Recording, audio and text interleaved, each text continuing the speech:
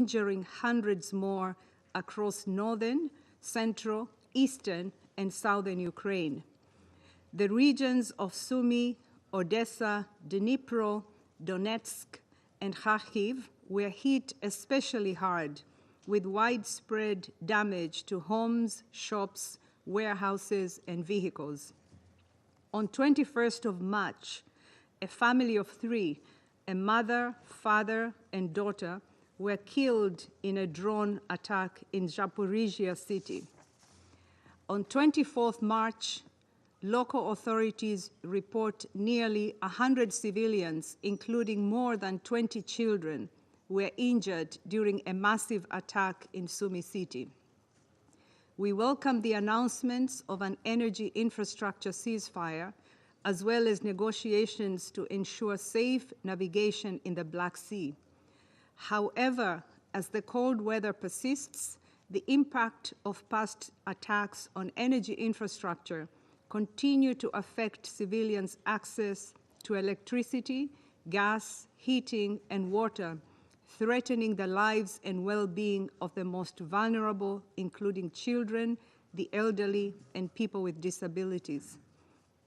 In frontline communities, civilians are confronted with relentless shelling and face impossible choices: flee under dangerous conditions, leaving behind everything they own, or stay and risk injury, death, and limited access to essential services.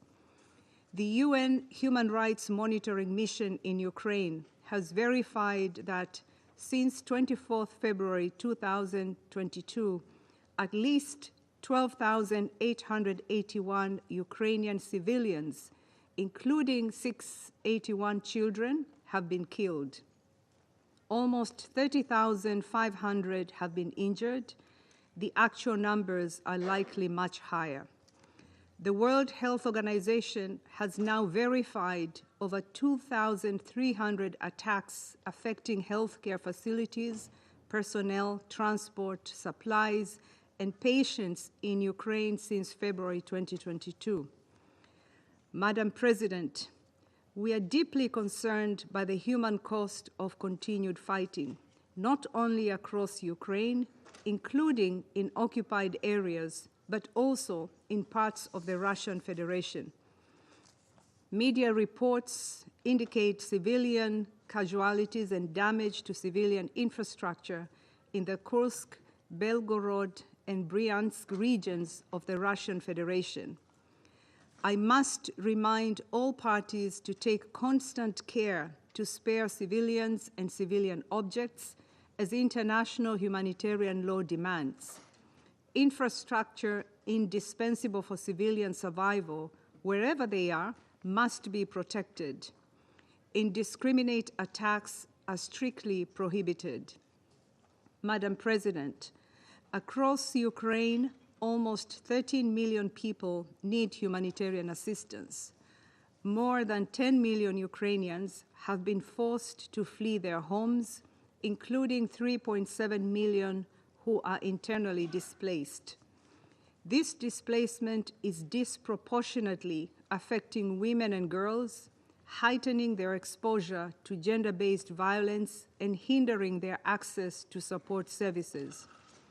Funding cuts are expected to further impact an estimated 640,000 women and girls in Ukraine, as vital gender-based violence services, psychosocial support, and safe spaces will no longer be continued, according to the UN Population Fund. In many areas, response efforts are led by the government of Ukraine, regional authorities, and Ukrainian first responders.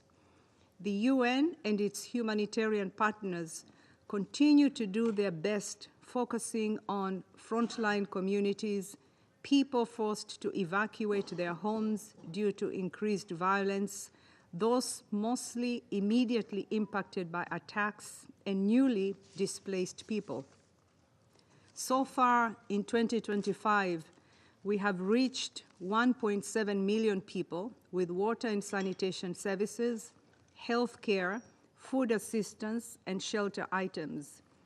We have also delivered critical supplies to nearly 20,000 war-affected civilians in frontline communities through 14 interagency convoys. Some 660 humanitarian organizations, led by local NGOs, work amidst tremendous insecurity to provide civilians with the services and supplies they need to sustain their lives. Sadly, they have not been spared in this conflict. Already this year, 7 humanitarian workers have been injured in line of duty. Attacks also damaged humanitarian assets and facilities in the Kharkiv, Odessa, Zaporizhia, Mykolaiv, and Sloviansk regions, further hampering the response. Humanitarians, their facilities and assets must be protected and humanitarian relief operations facilitated. We are grateful to the donors who have so far provided 17% of the $2.6 billion needed for the 2025 Ukraine Humanitarian Needs and Response Plan. This has enabled us to address the most immediate impacts of the conflict and provide life-saving assistance. Recent funding cuts have led to a reprioritization of Ukraine response efforts that will be announced in the coming weeks. Continued financial support will be essential to maintain operations. Madam President, we are extremely concerned about the estimated 1.5 million civilians requiring assistance in parts of Donetsk, Kherson, Luhansk, and Zaporizhia regions under occupation by the Russian Federation. We remain unable to reach these people at any adequate scale. As we have said before, international humanitarian law requires all parties to allow and facilitate the swift and unimpeded delivery of humanitarian relief to civilians in need and ensure that humanitarian personnel have the necessary freedom of movement to perform their duties. We welcome further engagement with the parties to allow us to deliver aid safely to those in need wherever they are. Madam President, here is what we need from the international community. 1, insistence on compliance with international humanitarian law to protect civilians and civilian objects, including humanitarians, and ensure unimpeded humanitarian access to people in need. 2, funding to save as many lives as we can and sustain humanitarian operations in this complex and dangerous environment. And 3, an end to this war, and until then, sustained efforts to ensure that humanitarian needs are a central part of discussions on a pause in fighting or longer-term agreement. Thank you, Madam President. I now give the floor to those council members who wish to make statements. I give the floor to the representative of France. Merci, Madame la Présidente. Thank you, Madam President. Je remercie Madame la Secrétaire Générale, Madame Joyce pour sa présentation qui confirme que la Russie continue à conduire des opérations militaires contre l'Ukraine au mépris du droit international humanitaire. L'exposé que vous venez de nous faire, Madame la Secrétaire Générale, témoigne du désastre humanitaire causé depuis plus de 3 ans par la guerre d'agression déclenchée par la Russie en violation de la Charte des Nations Unies. Les attaques indiscriminées ont fait d'innombrables victimes parmi la population civile ukrainienne. Vous le disiez, selon le commissariat aux réfugiés, 3,7 millions de personnes ont été déplacées déplacés à l'intérieur du pays, près de 7 millions pour chercher refuge en Europe et ailleurs. Les enfants ukrainiens paient un lourd tribut. Nombre d'entre eux ont été déportés vers la Russie, où ils sont soumis à des pratiques de rééducation forcée. Les personnes âgées et handicapées ainsi que les femmes sont aussi touchées de façon disproportionnée par l'agression russe. La Russie a détruit les 2/3 de la capacité de production du réseau énergétique ukrainien. Les souffrances du peuple ukrainien se sont accentuées ces derniers jours, vous le disiez. La Russie a mené, y compris à Kiev et Odessa, des frappes contre les infrastructures énergétiques et des biens civils, y compris des hôpitaux, des écoles et des habitations. Ces frappes indiscriminées illustrent le décalage qui sépare les paroles des actes de la Russie, qui se disait prête à un cessez-le-feu partiel sur les infrastructures énergétiques il y a quelques jours. Le ciblage délibéré de civils et de biens de caractère civil est une violation du droit international humanitaire. Ils doivent cesser immédiatement, indépendamment de tous ces cessez-le-feu, quelle qu'en soit la portée. Madame la Présidente, la Russie doit prouver sa volonté de paix. Elle ne peut pas se prétendre disposée à conclure une trêve partielle tout en continuant de bombarder sans relâche les populations civiles d'Ukraine. L'Ukraine a accepté la proposition d'un cessez-le-feu immédiat, complet et inconditionnel qui lui avait été faite par les États-Unis lors de la réunion de Jeddah le 11 mars dernier. La France salue cette avancée, tout comme elle soutient les efforts qui auront contribué à avancer vers une paix juste et durable. Or, loin de prouver qu'elle veut vraiment la paix, la Russie continue jour après jour de frapper le territoire ukrainien, y compris des cibles civiles, faisant ces derniers jours de nouvelles victimes. L'annonce d'un moratoire sur les infrastructures énergétiques et d'une trêve en mer Noire est un pas dans la bonne direction, mais ne suffit pas à l'établissement d'un cessez-le-feu durable et doit être suivi d'actes. Madame la Présidente, c'est pour construire cette paix juste et durable que la France, avec ses partenaires, en particulier l'Union européenne, continue de se tenir aux côtés de l'Ukraine. Depuis le 24 février 2022, nous avons choisi d'apporter à l'Ukraine un appui politique et une aide humanitaire qui s'élevait au 1er janvier 2025 à près de 500 millions d'euros en soutien aux agences des Nations Unies, organisations internationales et organisations gouvernementales. Nous avons aussi apporté à l'Ukraine un soutien militaire pour l'aider dans l'exercice de son droit de légitime défense inscrit à l'article 51 de la Charte. Ce soutien militaire vise à prêter force au droit pour mettre en échec une guerre illégale, comme l'a observé la Cour internationale de justice, qui, dès le 16 mars 2022, demandait à la Russie de suspendre immédiatement ses opérations militaires sur le territoire ukrainien. L'Ukraine doit pouvoir se défendre pour être en mesure d'engager des négociations qui aboutissent à un règlement juste du conflit. Le Conseil européen du 20 mars a réaffirmé la détermination de l'Union européenne à continuer d'apporter à l'Ukraine et à sa population un soutien global. L'Ukraine, nation souveraine, doit pouvoir participer aux négociations qui déterminent son destin. Rien de ce qui concerne l'Ukraine ne doit se décider sans l'Ukraine. Rien de ce qui met en jeu la sécurité intérieure européenne ne se décidera sans que les Européens could possibly jeopardize Europe's security will be decided upon without Europeans being at the table. Security guarantees that are robust, which deter future aggressions, must be made available to Ukraine.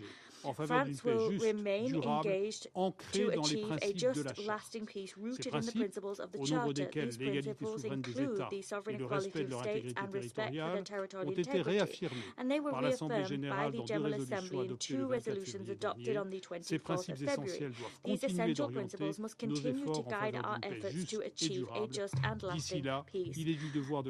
Until we do that, the international community must continue to provide Ukraine with the humanitarian aid it needs. I thank you.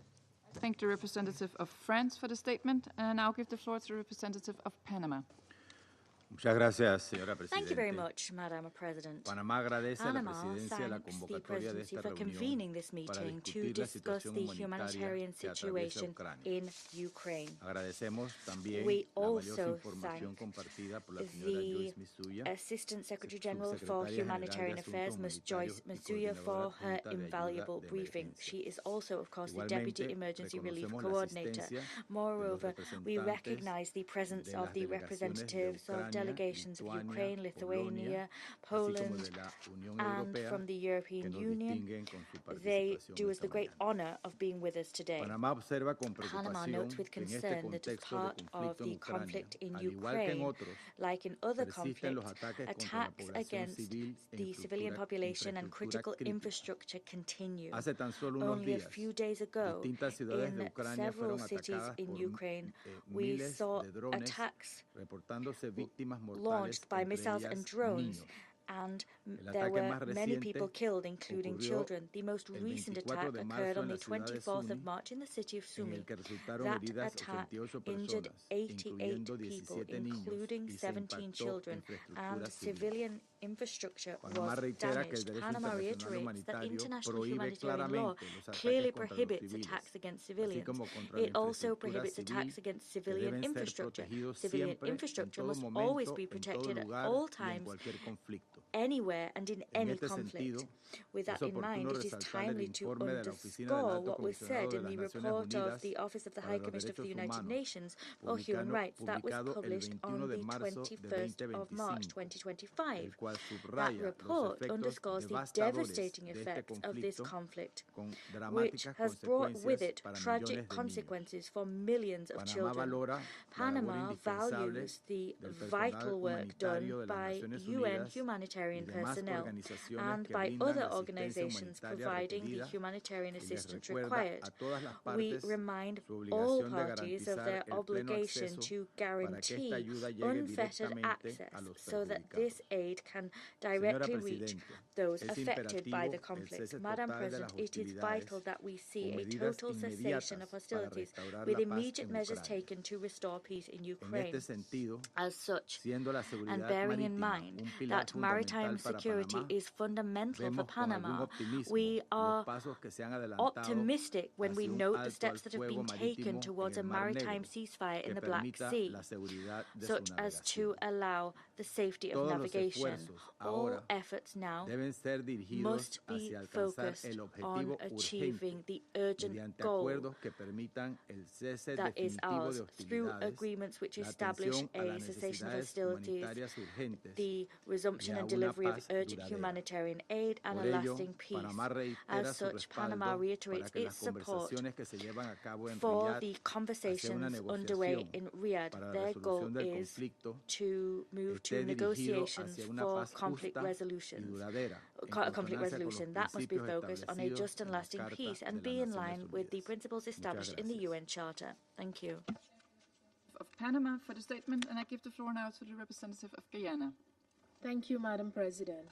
I thank ASG Masuya for the important updates provided and welcome the participation of the representatives of Ukraine, Lithuania, Poland, Romania, Finland, the European Union, and the Sovereign Order of Malta in today's meeting. Madam President, we take positive note of the intensification of efforts to bring about a permanent and sustainable ceasefire in Ukraine, and the announcement yesterday that an agreement has been reached on Black Sea navigation. Guyana has long emphasized the importance of dialogue and diplomacy in the international response to the war in Ukraine and commends the architects of these and other peace initiatives for their foresight and dedication. Even as we celebrate the modest breakthroughs, we continue to be reminded of the urgent need to bring this war to an immediate and permanent end. The recent drone attacks against energy and civilian infrastructure and the rising death toll over the past few weeks serve as a stark reminder that the shadow of destruction continues to loom large and can only serve to diminish the prospects for peace. This is a critical time where the slightest misstep could doom millions of Ukrainian and Russian citizens to even more bombardment and displacement, a time that we, the international community, must rise to the occasion and deliver on the promise of peace.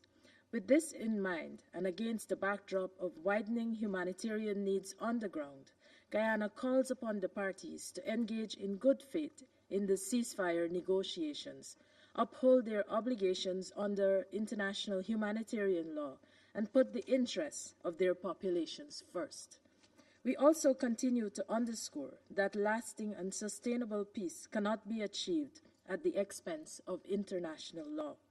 The parties, therefore, must commit themselves to achieving a lasting peace based on international law and with full respect for the sovereignty and territorial integrity of Ukraine.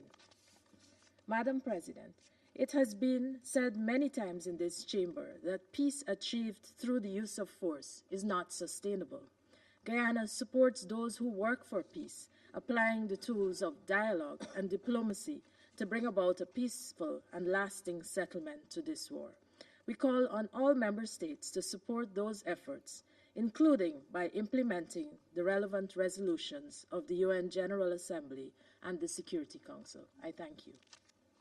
Thank the representative of Guyana for the statement, and I give the floor to the representative of Slovenia. Thank you, Madam President. I would like to thank Assistant Secretary General Masuya for her briefing. The death and destruction caused by this war are tremendous. We heard from Assistant Secretary General Masuya about numbers: 12,000 civilians killed, 30,000 civilians injured. The total estimate cost of reconstruction is assessed at almost 500 billion euros. The vast majority of attacks that caused this represent a direct violation of international humanitarian law, and they need to stop immediately. After 3 long years of Russia's war of aggression, the fighting does not seem to be diminishing. Each week, hundreds of glide bombs and drones are deployed over Ukrainian cities. This year alone, Ukraine has been a target of more than 4,000 air and drone strikes. Just this February, civilian casualties increased by 35% compared to February last year. Humanitarian workers continue facing serious difficulties in assessing people in need due to ongoing protection risks and movement restrictions. Meanwhile, Russia's missiles keep hitting civilian targets. 2 weeks ago, for instance, a cluster munitions missile hit a civilian cargo ship in Odessa while it was loading wheat for Algeria. What's more, just a few days ago, a Russian missile attack hit a densely populated district in the border town of Sumy, damaging a children's hospital and 2 schools, and causing dozens of casualties, many of them children. Simultaneously, Russia was attacking Ukraine's energy infrastructure. Slovenia is gravely concerned with the drone strike on the Chernobyl nuclear power plant protective shield, bringing us once more inches away from a nuclear accident. Such an event would have catastrophic consequences for Ukraine and the wider region. This Council should make every effort to prevent it from happening. Madam President, these attacks must stop. The killing needs to stop. Ukraine needs peace, and the whole of Europe needs peace. We have only one ask in relation to this, that the peace be in line with the UN Charter. Slovenia welcomes efforts of the United States to launch peace negotiations between Ukraine and Russia, and the proposal for a ceasefire and moratorium on attacks in the Black Sea. We remain hopeful this is the first step towards a verifiable and lasting cessation of hostilities that will lead to enduring peace in Ukraine. We obviously still have some lengths to go, and we hope that also in this chamber we will soon hear the language of peace and diplomacy. There has never been any other option for Slovenia but to advocate for peace, a path to peace. We will continue working in this Council and elsewhere towards a comprehensive, just and lasting peace between Ukraine and Russia. Slovenia wants peace and a sense of security to return to Europe. Thank you. Representative of Slovenia for the statement. I now give the floor to the representative of Algeria. Thank you, Madam President. Allow me at the outset to thank Ms. Joy Masuya on her or for her valuable briefing. Madam President, more than 3 years ago, the repercussions, or for more than 3 years, the repercussions of the Ukraine-Russian war continue to affect both parties, the region, and the international community as a whole. Unfortunately, we continue to witness huge losses in innocent, unarmed civilians and an ongoing deterioration of the humanitarian situation. Civilian infrastructure has been destroyed, leaving no choice to civilians but to migrate in search of a safe place for their families or seek refuge in other countries to ask them for help and security. This conflict did not only impact the peoples of the region, its repercussions were felt around the world, especially in developing countries, which are now facing unprecedented energy and food crises. Despite this situation, which continues to cause grave concern, we note with satisfaction the new dynamics in recent days, seeking to launch a political dialogue to end the war. We continue to firmly believe that continuing to escalate is futile and does not bring peace to any party. Polarization will only fuel tension and steer us away from sustainable peace in the region. For this reason, we would like to stress the following points. One, the ongoing losses in innocent civilians require us to reaffirm the urgent need for a ceasefire. For this reason, we call upon the parties to focus on the protection and safety of civilians as a priority and continue to make every effort to achieve a permanent ceasefire as soon as possible. In this vein, we welcome the encouraging partial agreements on a ceasefire, albeit circumstantial and limited. We urge parties to continue working on this track to put a final and comprehensive end to the hostilities. Two, we encourage parties to seize the current opportunity and engage in a serious and constructive dialogue to find a just, durable, and peaceful solution to the conflict, a solution that is based on the purposes and principles of the UN Charter and that takes into account the legitimate security concerns of both parties. Three, we call upon the international community to intensify diplomatic efforts to support the current dialogue and contribute to a de-escalation and a convergence of views in order to end this crisis.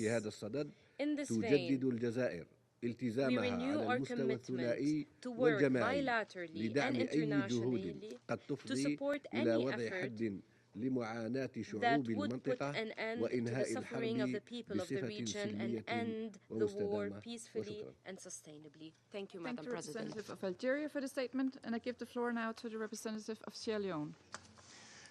Thank you, Madam President. I also thank Assistant Secretary General Joyce Musuya for an important briefing. The Security Council is convened today over 3 years since the beginning of the Ukraine conflict, at a moment when cautious hope has begun to emerge on the horizon.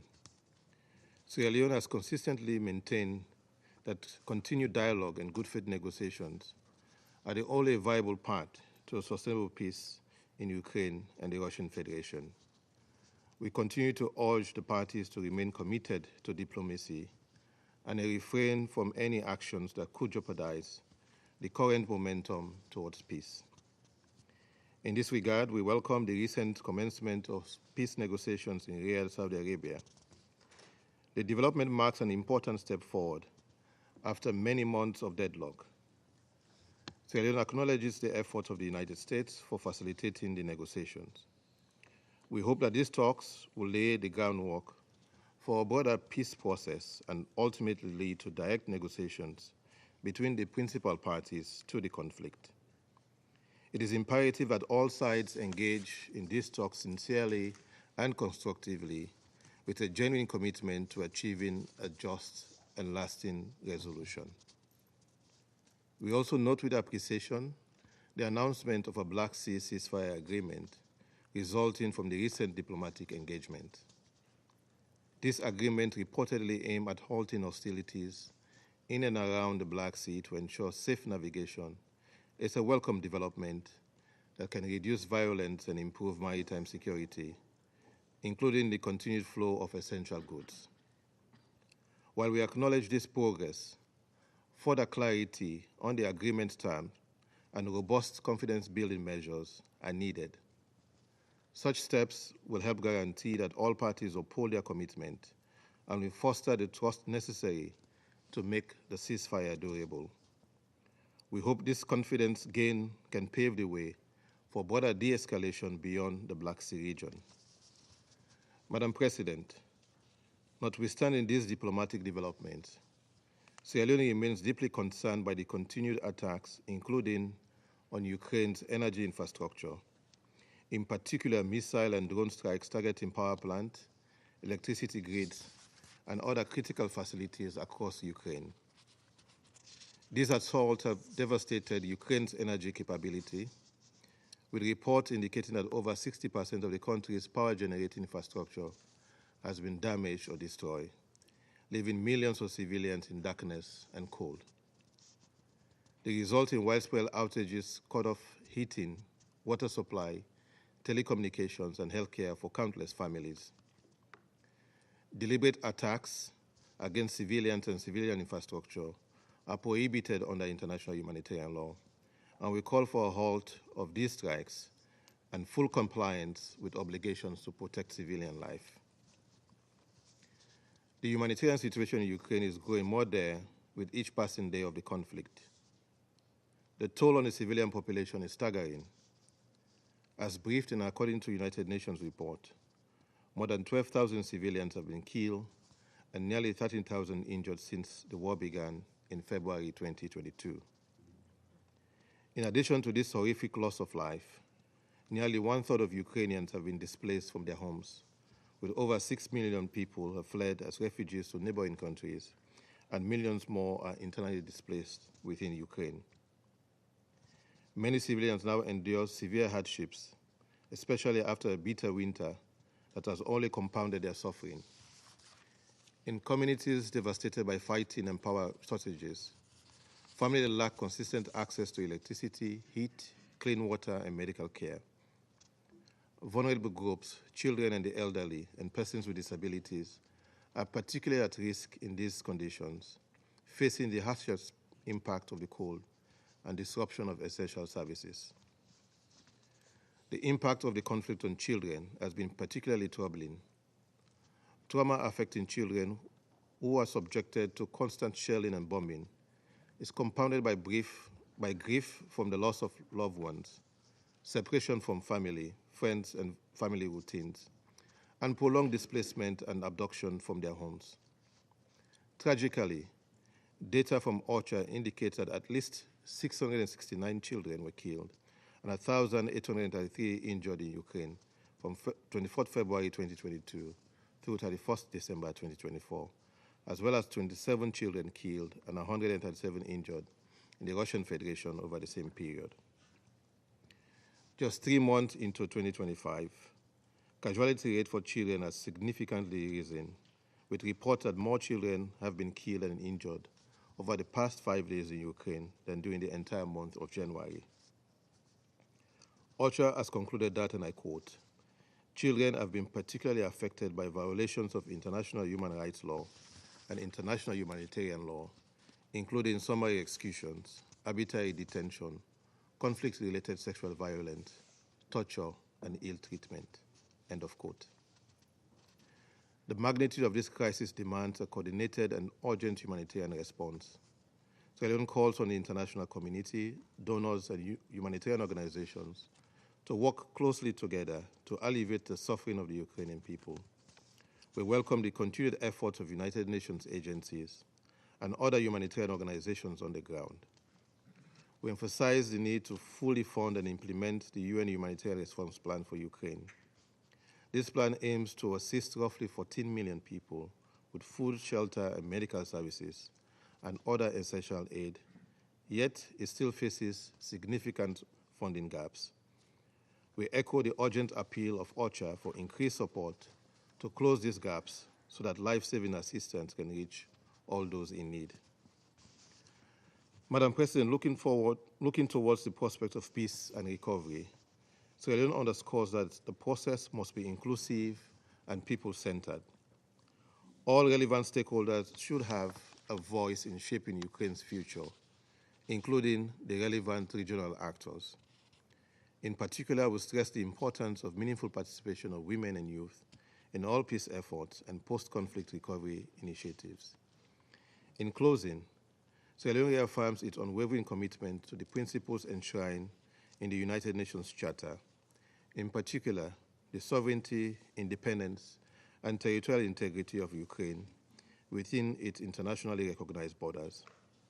The Security Council has a vital role to play in upholding these principles, in protecting civilians, and in promoting a peaceful resolution of this conflict. In supporting ceasefires and peace agreements, this Council should ensure that they are guided by the principles of the UN Charter, as well as decisions of the Security Council and the General Assembly. As we urge the parties to put the needs of their citizens first and seek practical compromises that balance the immediate and long-term national interests and priorities, Sierra Leone will continue to support efforts aimed at alleviating human suffering and achieving a just and sustainable peace in Ukraine. I thank you. I thank the representative of Sierra Leone for the statement. I give the floor now to the representative of Greece. Thank you, Madam President. At the outset, I would like to thank Assistant Secretary General Msuya for her briefing. Madam President, the war following Russia's invasion of Ukraine is now in its fourth year. Russia has not heeded repeated calls by the international community, consolidated in multiple General Assembly resolutions, to end its military operations, respect the sovereignty and territorial integrity of Ukraine, and withdraw its forces from its internationally recognized borders. As a direct consequence, the Ukrainian people continue to suffer, while this war has far-reaching repercussions affecting regional and global security. The window for a peaceful settlement has been opened in recent weeks, but more needs to be done to achieve a just, comprehensive, and lasting peace. The Human Rights Monitoring Mission to Ukraine has confirmed 690 civilian casualties in February alone, while Russian aggression has caused hundreds of casualties during March, with persistent attacks against residential areas, parks, hotels, and children's medical facilities. Massive attacks against Ukraine's energy infrastructure in several regions have also taken place by using ballistic missiles, Shahed UAVs, and other combat drones, while attacks against commercial vessels in the Black Sea exacerbate food insecurity. Of particular note is the wide use of short-range drones, including first-person view drones, which account for the highest number of casualties, exceeding the impact of any other weapon. Casualties among children have now exceeded 2,550, with the number of child casualties in 2024 rising by more than 50% compared to the previous year. Surviving children bear scars for life, and many of them face mental health challenges due to the disruption of their everyday lives, the countless days spent in shelters, and the missed opportunities to socialize and learn.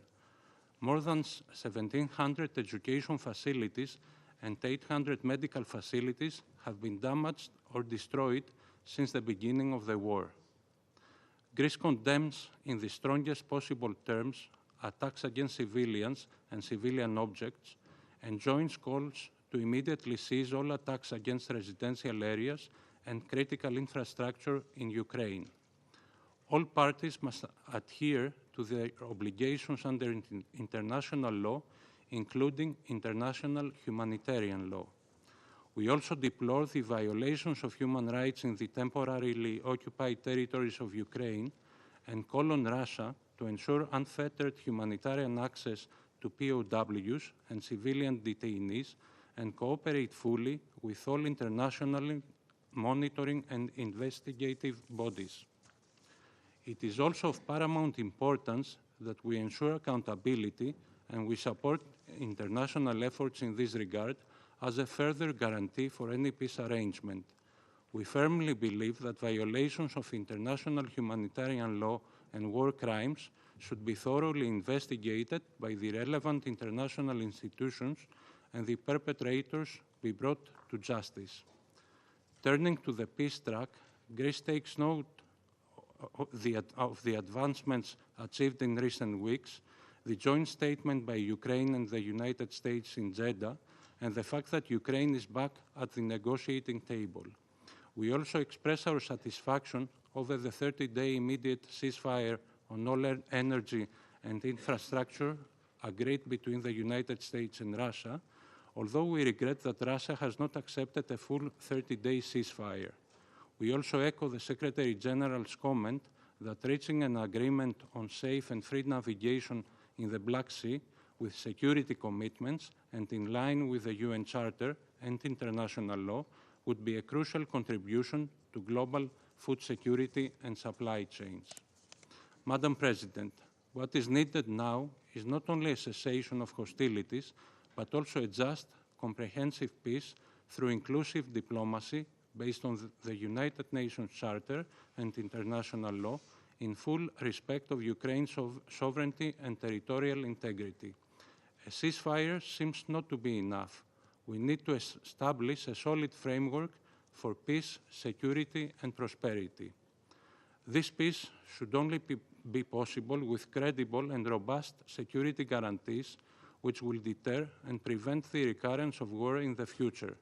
A sustainable peace can only be achieved through strength and resilience with the active engagement of the United States, Ukraine, and Europe, as the security of Ukraine is inextricably intertwined with global security and stability. I thank you. I thank the representative of Greece for the statement, and I give the floor to the representative of Pakistan. Thank you, Madam President.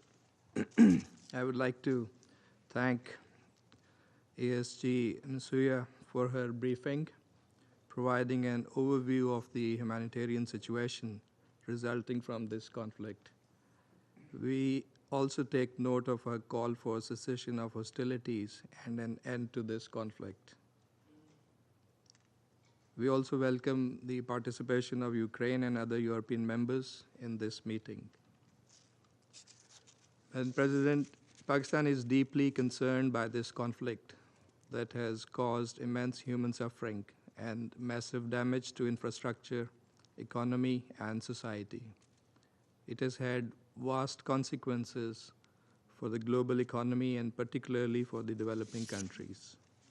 Pakistan's position on this and other conflicts is based on adherence to the principles of the UN Charter, self-determination for peoples, respect for sovereignty and territorial integrity of states, and non-acquisition of territory by the threat or use of force.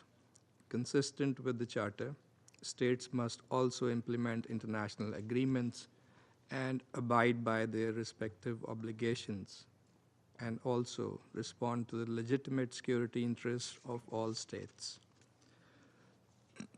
Madam President, in the context of today's meeting, I would like to make the following points. First, the conflict in Ukraine, which has now entered its fourth year, has taken a heavy toll on the civilian population. This is highly regrettable. Every human life matters and is not merely a number. Second, the protection of civilians and civilian infrastructure is an obligation under international law and international humanitarian law, and must be fully and consistently respected by all parties. Third, for a humanitarian response to be effective and responsive to the needs of the affected population, it is vital that access and protection of humanitarian workers be ensured. The parties are under obligation to ensure conditions that allow unimpeded access for the humanitarian workers while ensuring their protection. Fourth, the Third Geneva Convention related to treatment of prisoners of war is binding on all parties to the conflict. Strict adherence to those obligations must be ensured. And President, this Council is meeting to discuss developments related to Ukraine for the first time since the adoption of Resolution 2774 last month. That resolution mourned the tragic loss of life throughout this conflict, reiterated that the principal purpose of the UN, in accordance with its charter, was to maintain international peace and security and to peacefully settle disputes. It also called for a swift end to the conflict and a lasting peace. This resolution and the ensuing diplomatic efforts have imparted a new impetus to the prospects for an early end to the fighting. In this context, we welcome the limited ceasefire agreement reached, banning the targeting of energy-related infrastructure, and more recently, to ensure safe navigation in the Black Sea. We appreciate the U.S. and its leadership's active engagement, also involving the Russian and Ukrainian leadership in bringing this to fruition. We remain optimistic that this new dynamic and the momentum generated by these initial steps would eventually lead to a comprehensive and permanent ceasefire. We hope that the parties would earnestly abide by their commitments. We also commend the role of the Kingdom of Saudi Arabia and its leadership in facilitating dialogue for promoting peace. When President, Pakistan's position on the Ukraine conflict has been consistent. Pakistan enjoys friendly relations with both Russia and Ukraine. From the outset, we have advocated dialogue and diplomacy, immediate cessation of hostilities, and a peaceful resolution of this conflict. We believe that security concerns, which remain at the center of this conflict, can only be addressed through an inclusive approach, which in turn would ensure the sustainability and durability of peace in the wider region. To conclude, I would like to reiterate Pakistan's support for diplomatic initiatives for cessation of hostilities and that help bridge differences and lead the parties towards a peaceful, just, and durable settlement of this tragic conflict through a constructive and inclusive process in full respect of UN Charter, international law, the relevant multilateral agreements, and which at the same time is responsive to the legitimate national security interests of all sides. I thank you. I thank the representative of Pakistan for the statement, and I give the floor now to the representative of the Republic of Korea. Thank you, Madam President. I would like to extend my gratitude to ASG Joyce Msuya for her briefing. We also welcome Ukraine and other European representatives in today's meeting. It has now been 1 month since the adoption of Security Council Resolution 2774, which reflected the international community's strong desire for a swift end to the war in Ukraine. Yet the attacks and hostilities continue. As ASG Msuya just briefed, the humanitarian situation in Ukraine has not improved at all. We are deeply concerned about the ongoing enormous suffering and the casualties of the Ukrainian civilian population. While the Republic of Korea continues to provide humanitarian assistance to Ukraine, we strongly urge an immediate end to attacks on civilians and civilian infrastructure, such as hospitals, schools, and high-rises, in accordance with international humanitarian law. This also directly undermines concurrent diplomatic efforts supported by this Council for an early resolution to the conflict. Madam President, we note with appreciation the ongoing ceasefire negotiations, including the recent round in Riyadh, to advance efforts toward an energy facilities ceasefire and safe and free navigation in the Black Sea. The Republic of Korea is of the view that this is a highly significant step. We echo the Secretary General's assessment that such progress can lead to important confidence-building measures toward the de-escalation of the war. In addition, the exchange of 175 prisoners of war by each side last week is a welcome development. However, we have witnessed continued attacks on innocent civilians and civilian infrastructure even during negotiations this week. We emphasize once again that international humanitarian law should be observed under any circumstances. Madam President, this senseless war must come to an end without further delay. The Republic of Korea sincerely hopes that the ongoing diplomatic efforts will pave the way for a just, comprehensive, and lasting peace, one that fully respects the principles and spirit of the UN Charter. In addition to the war's conclusion and the restoration of peace in Ukraine, we also take deep interest in the process and conditions of ending the war, as they will have far-reaching implications, not only for the future of European security, but also for the global security landscape. Madam President, this war has inflicted serious suffering not only on the Ukrainian people and Russian soldiers and their families, but also on those of North Korea. Indeed, interviews with captured North Korean soldiers in Kursk have revealed how these young men were deceived by their leadership and being told they were sent to Russia for training, not to fight in a war. Reportedly, their families remain unaware that their sons have been sent abroad to engage in another country's deadly conflict until the authorities issue a certificate of death in battle. Pyongyang even compelled the bereaved families to sign non-disclosure agreements regarding the loss of lives. As rightly stressed in the report of Special Rapporteur Elizabeth Salmon on the situation of human rights in the DPRK last month, the conditions in which North Korean soldiers perform military service can constitute serious human rights violations. Pyongyang must stop sacrificing its own people to sustain the regime in exchange for military, political, and economic support from Moscow. According to North Korea's state media, when Kim Jong-un met Russia's top security officer Shoigu in Pyongyang last Friday, he emphasized his unwavering support for Russia's so-called special military operations. The two countries also reaffirmed their intention to fully implement the Treaty on Comprehensive Strategic Partnership signed last year. This implies that this illegal military cooperation will continue in violation of the Security Council resolutions. This also undoubtedly flies in the face of international efforts for an end to the war in Ukraine.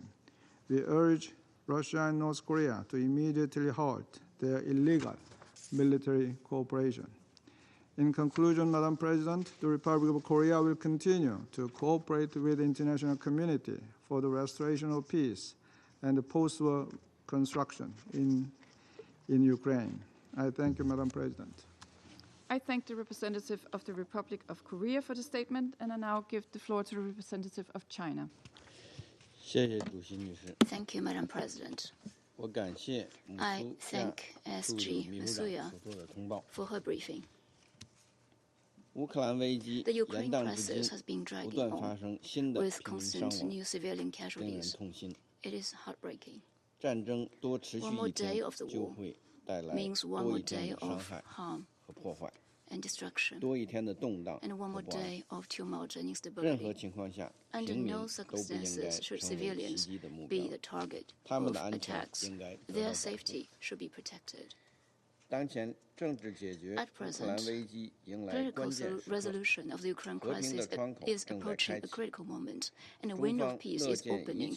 China welcomes all efforts that will lead to ceasefire, a necessary step towards peace. China welcomes the agreement reached between the U.S. and Russia on having dialogue and peace talks, and welcomes the recent negotiations between Russia and the U.S. and between Ukraine and the U.S. in Riyadh, where positive progress was made on navigational safety in Black Sea, ceasefire on energy infrastructure, and Russian agricultural and fertilizer exports, among others. China supports the conclusion of a just, lasting, and binding peace agreement that is accepted by all parties with the participation of all parties and stakeholders. As the fighting is on the European soil, Europe ought to play its part for peace, to jointly address the root causes of the crisis, and to find a balanced, effective, and sustainable security framework so as to achieve long-term security and stability on the European continent.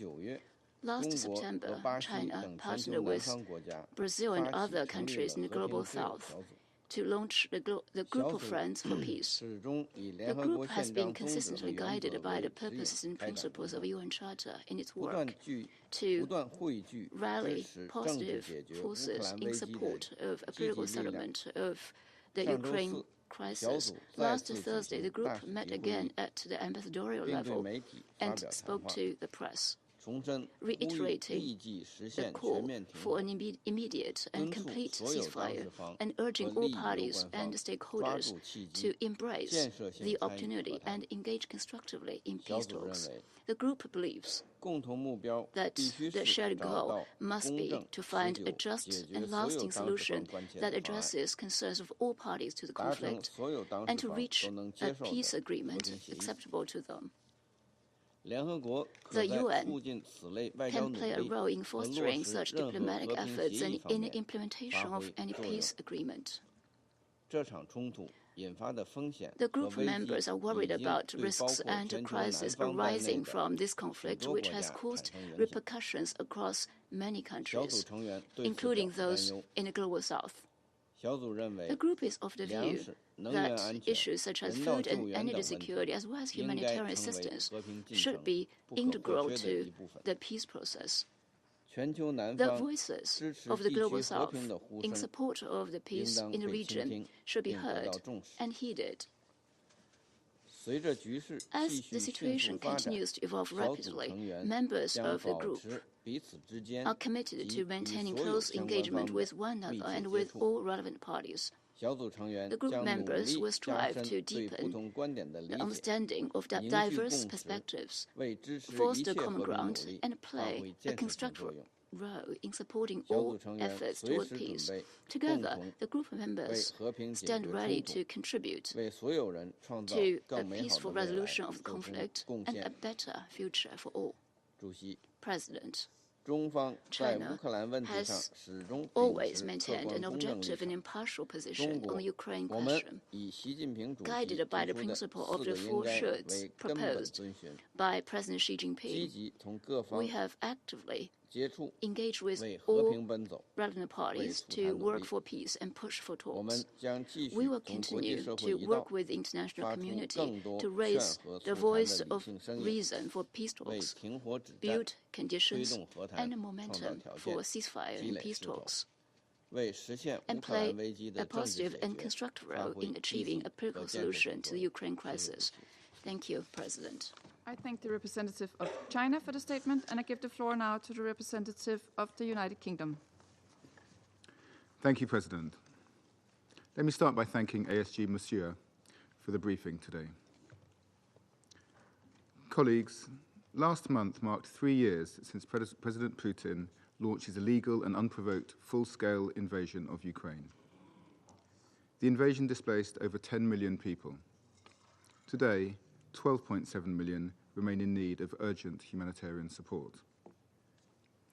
The suffering caused by Russian forces is well known to this Council. War crimes, torture of civilians and prisoners of war, mass killings, the forced deportation of thousands of children, the forced cleansing and Russification of areas under their illegal control. It is a shocking record for any state, let alone a permanent member of the Security Council. In recent weeks, Russian drone and missile attacks have intensified nationwide, with daily reports of damage to residential areas and civilian infrastructure across multiple oblasts.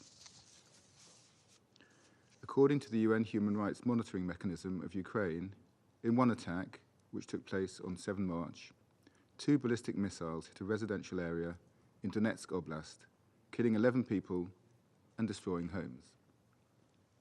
Emergency responders who arrived to treat the wounded were then targeted by further strikes. This has to stop. The UK is clear that we want to see an end to the fighting and to the killing. We must have enduring peace in Ukraine. Putin could bring about peace tomorrow by withdrawing his forces and ending his illegal invasion. President, we welcome US efforts towards a just and lasting peace. And we welcome President Zelensky's clear commitment to peace and readiness to move quickly towards a comprehensive and lasting settlement. In agreeing to a full, immediate and unconditional ceasefire, Ukraine has shown that it is the party of peace. Russia must now agree to this without further delay. Ukraine's humanitarian needs are immense, and the UK will continue to do what we can in support. To date, we have committed £477 million in humanitarian support to Ukraine, providing its people with food, water, shelter and medical care, alongside support to safeguard the rights, dignity and well-being of civilians. We repeat our call on Russia to end its brutal war, withdraw from Ukrainian territory within its internationally recognized borders. Until that day comes, the UK will continue to work with Ukraine and our international partners to achieve a just and lasting peace, which ensures Ukraine's future security and upholds the core principles of the United Nations Charter. I thank you. I thank the representative of the United Kingdom for the statement, and I give the floor now to the United States. Thank you, Madam President, and thank you, Assistant Secretary Msuya, for your briefing, which powerfully reinforces that this war must end now. Just over 1 month ago, on the 3rd anniversary of the escalation of the Russia-Ukraine war, this Council adopted Resolution 2774, imploring a swift end to the war. As we noted in that landmark resolution, the first in this Council since the war began, and as we have sadly heard again today, there has been a tragic loss of life throughout this conflict. In the weeks since the adoption of that resolution, continued fighting has injured or killed more soldiers and civilians on both sides. The war continues to have a devastating impact, particularly on children. The United Nations Human Rights Monitoring Mission in Ukraine reported last week that children living in occupied territories have suffered summary executions, arbitrary detention, and torture. The Office of the High Commissioner for Human Rights has verified 669 children were killed and 1,833 injured in Ukraine between February of 2022 and the end of 2024. Russian forces have destroyed homes, schools, and medical facilities and forcibly transferred thousands of Ukrainian children to Russia, as President Trump discussed with President Zelensky last week. The war must end. We must all continue to agree on this. The United States commends Ukraine and the Russian Federation for taking the first steps towards a ceasefire, including participating in technical level talks this week. We welcome the proposed partial ceasefires on strikes against energy infrastructure and in the Black Sea, agreed to in principle by the leaders of both sides. If fully implemented, these agreements will be an important first step on the path to peace. They will protect lives and improve livelihoods. But the first step alone is not enough. We call on both sides to abide by these agreements and expand on them to reach a comprehensive ceasefire. The United States is committed to achieving a lasting peace, not just a temporary pause, and is pursuing that goal through direct dialogue with both Ukraine and Russia. Last week, President Trump spoke with the presidents of both the Russian Federation and Ukraine. On March 18th, President Putin agreed the conflict needs to end with a lasting peace. And on March 19th, President Zelensky agreed that the lasting peace can be achieved. For the first time since February 2022, perhaps the first time since February 2014, we are seeing the common ground between Russia and Ukraine expanding rather than shrinking. That in itself is grounds for optimism. We call on all Security Council members and all UN member states to lend their support to our efforts to achieve a swift, durable peace in Ukraine. I thank you. I thank the representative of the United States for the statement, and I give the floor now to the Russian Federation. Representative of the Russian Federation, sorry. Thank you, Madam President. Before I begin my intervention, I'd like to express our principled opposition with the way the presidency has proceeded inviting delegations under Rule 37. In violation of established practice, the Danish presidency has single-handedly taken a decision to give an opportunity to speak to 4 EU and NATO member states, as well as to the representative of the EU itself. We've stated on numerous occasions that inviting so many participants, especially those who practice block discipline, add no value to our discussions. Your actions, despite the working methods you yourself distributed to us, will result in a protracted discussion, turning the discussion into a debate, which we Council members did not agree to. We see this not only a dirty trick on the part of the presidency, but also an attempt to exert pressure on Council members. There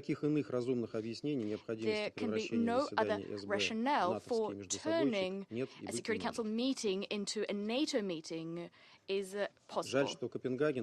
It's a shame that Copenhagen, as its presidency draws to a close, is showing open contempt for the practices and procedures of the Security Council, placing NATO interests and its national position above its Security Council presidency duties. The Security Council presidency is supposed to ensure impartial discussions and to ensure the rules of procedure are adhered to.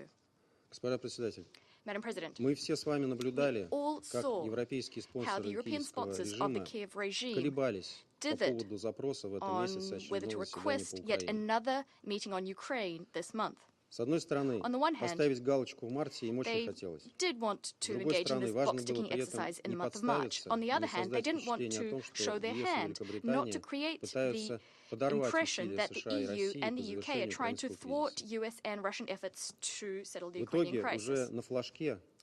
As a result, practically at the last moment, when the month of March was almost over, London and Brussels finally did decide to take this step, using as a pretext the letters regularly sent by the Ukrainian mission to the Security Council, with baseless assertions about Russian strikes, supposedly strikes on civilian objects in Ukraine.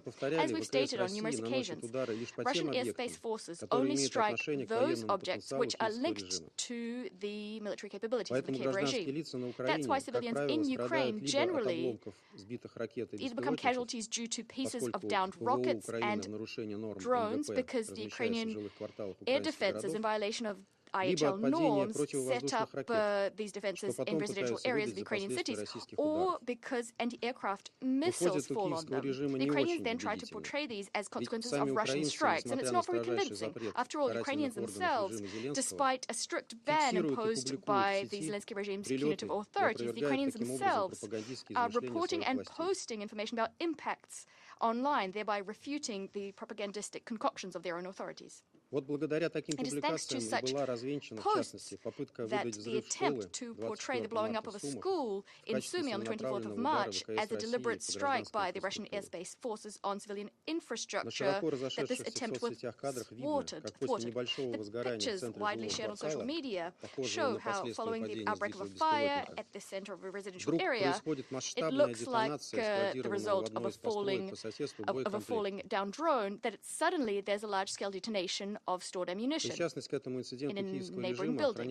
The involvement of the Kiev regime in this incident, with the regime storing ammunition in residential areas, was so blatantly obvious that its social media post about a supposed Russian strike had to be corrected even by the head of the Office of the President of Ukraine, Mr. Andrei Yermak. As for the Ukrainian mission to the United Nations, which cited this episode in its 24th March letter, calling it a Russian missile strike, didn't manage to fix it in time. It thus threw its European sponsors under the bus, as they, the Europeans, today also referred to this incident. Here is a telling example of an attempt to manipulate the Security Council to provide members with false information. And there are dozens, if not hundreds, of such examples. And yet, Ukraine's European champions are not noticing point blank the crimes of the Kiev regime committed against civilians in Russia. Recently, we were briefed by the European Commissioner, Ms. Kallas, and she shamelessly asserted that there are no such casualties. We'll leave that on her conscience, although it would appear that she doesn't have one. What I'd like to do is cite some statistics covering just the latest few weeks. In just 1 week, between the 17th and the 23rd of March, over 150 civilians suffered in the Donetsk People's Republics, in the Belgorod, Kursk, Kherson, and the Lugansk National Republic as well. 16 people died, 134 were injured, including 4 minors. Just 2 days ago, on the 24th of March, in the Lugansk People's Republic of the Russian Federation, due to the deliberate shelling of a civilian vehicle by the Ukrainian armed forces, 3 Russian media workers perished. A war correspondent working for Izvestia, Mr. Alexander Fedorchuk, TV channel Zvezda operator, Mr. Andrei Panov, and a film crew driver, Mr. Alexander Sekelin. 2 correspondents were badly injured as well. Today we learned that in an area where Ukrainian sabotage groups are operating in the Belgorod area, Channel 1 correspondent Ms. Anna Prokofieva died, and the operator Dmitry Volkov was seriously injured. Where are the condemnations of these crimes on the part of Western societies, on the part of the UN? Or do you think that the killings of journalists, if they're Russian, do you think that doesn't merit a response? Although we've gotten used to the fact that the deaths of Russian people in Europe, which is beholden to caveman-style Russophobia, will not be condemned. It's not seen as a crime. We all remember that since 2014, when there was an anti-constitutional coup d'etat in Kiev and neo-Nazis and nationalists came to power, since then Europe and the West have looked on silently as Russians were burnt alive in Odessa in the Trade Union House, and throughout the 8 years when the Kiev regime waged war against Russian-speaking civilians in the Donbass. So your unprincipled and selective deafness, ladies and gentlemen, comes as no surprise. That's why we took the situation in hand and over 3 years ago began the special military operation to end the war being waged on fellow Russians by the Kiev regime. Madam President, today, after the new Republican administration entered the White House, led by President Donald Trump, we do have hope of the Ukrainian crisis being at last resolved, seeing lasting and long-term peace reign in Ukraine. All that was necessary was a sensible assessment of the situation and political will. The embodiment of this change, of course, was the adoption by the Security Council on the 24th of February of Resolution 2774, with much gnashing of teeth on the part of our European colleagues.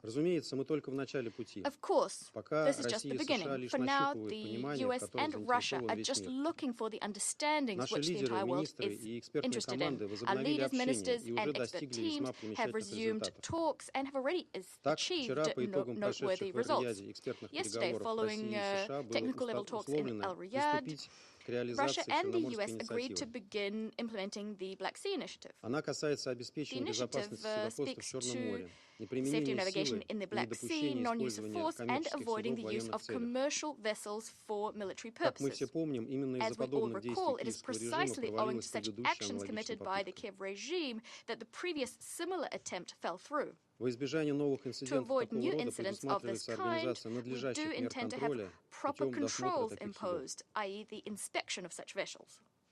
Moreover, the US agreed to facilitate the resumption of access of Russian agricultural and fertilizer exports to world markets, lowering the cost of ensuring such maritime trade and broadening access to ports and payment systems for such transactions. It's important to understand that, as per the agreement, the initiative will be resumed only after a series of measures are adopted. These are aimed at lifting sanctions on the Russian State Agricultural Bank, Rossельхозbank, and other Russian financial organizations involved in international food and fertilizer trading, including connecting these banks to the SWIFT system. The lifting of a number of other restrictions on Russia is also envisaged. Moreover, Russia and the US agreed to craft measures to implement the agreements entered into by the presidents of both countries on bans on strikes on energy facilities in Russia and Ukraine for 30 days, starting on the 18th of March of this year, with the possibility of extension and also the possibility of withdrawal from the deal in the event of non-compliance therewith by one of the parties. As you know, Russia has been upholding this understanding for over a week now. The same cannot be said about the Zelensky regime. In word, they did seem to agree to the deal. And yet, barely 3 hours after they announced this, the Kiev regime launched 3 drones at energy infrastructure in Staniца Kavkazskaya on the Kuban River. There was crude being pumped into the Caspian Pipeline Consortium system. In the early hours of the 21st of March, there was an explosion at the Sudzha gas metering station in the Kursk region, through which gas was being pumped to Europe. And this was actually under Ukrainian armed forces control at the time. On the 23rd of March, the UAF conducted a mass artillery strike on an electrical substation in the Zaporizhia region, leaving 11,000 people without electricity. On 24th March, the Kiev regime struck with a drone at a crude pumping station at the Kropotkinskaya station, also belonging to the Caspian Consortium. On the same day, the Kuban branch of the Rosseti Power Company was hit. As a result, power supply was cut off to the Rostovskaya NPP Tihoretskaya. In Lugansk, there was an attack on a gas distribution station in Svatova, and in the Crimea, a drone was down, the aim of which was an underground gas storage facility, Glebskaya facility. By the way, the Kiev regime tried to attack that same facility again just this morning. Also, the UAF attacked using drones energy facilities in the Bryansk and Kursk regions. In other words, the Kiev, in word, agreed to this energy ceasefire, yet it continues to plan and conduct strikes on Russian energy infrastructure, thus trying to hoodwink both us and the United States. It's plain that in so doing, it's trying to foil any peace agreements, clearly demonstrating the fact that we can't do business with Kiev. The Russian Federation reserves the right to respond should the Kiev regime continue on this destructive course. Madam President, foiling this settlement process launched by Russia and the US, pulling its European allies into a confrontation with the Russian Federation, it's the last hope of the ringleader in Kiev.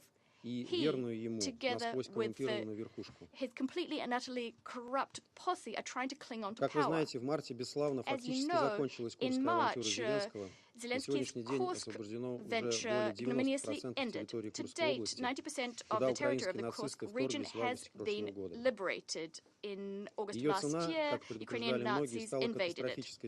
The cost, as many warned, was catastrophic for Ukraine. Over 70,000 people died, and hundreds, if not thousands, of units of military equipment provided by the West was lost. As a result, the combat capability of the UAF was undermined.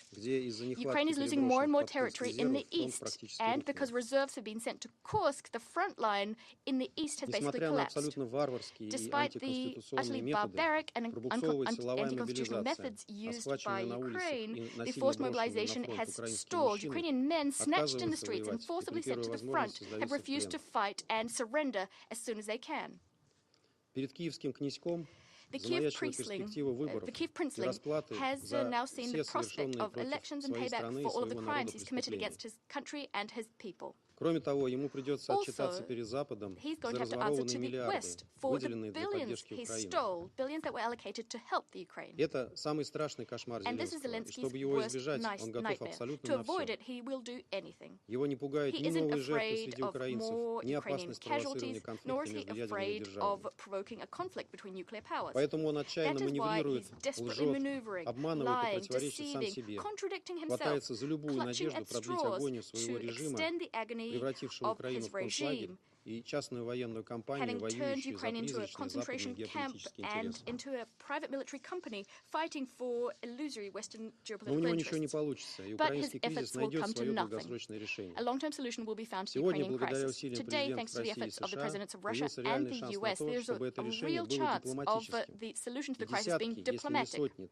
For dozens of thousands, if not hundreds of thousands, of ordinary Ukrainian lives to be saved. There is, of course, also a military scenario, and we are prepared to implement that if need be. Yet we prefer peace and diplomacy, as we've consistently stated in every single statement we've delivered in this chamber.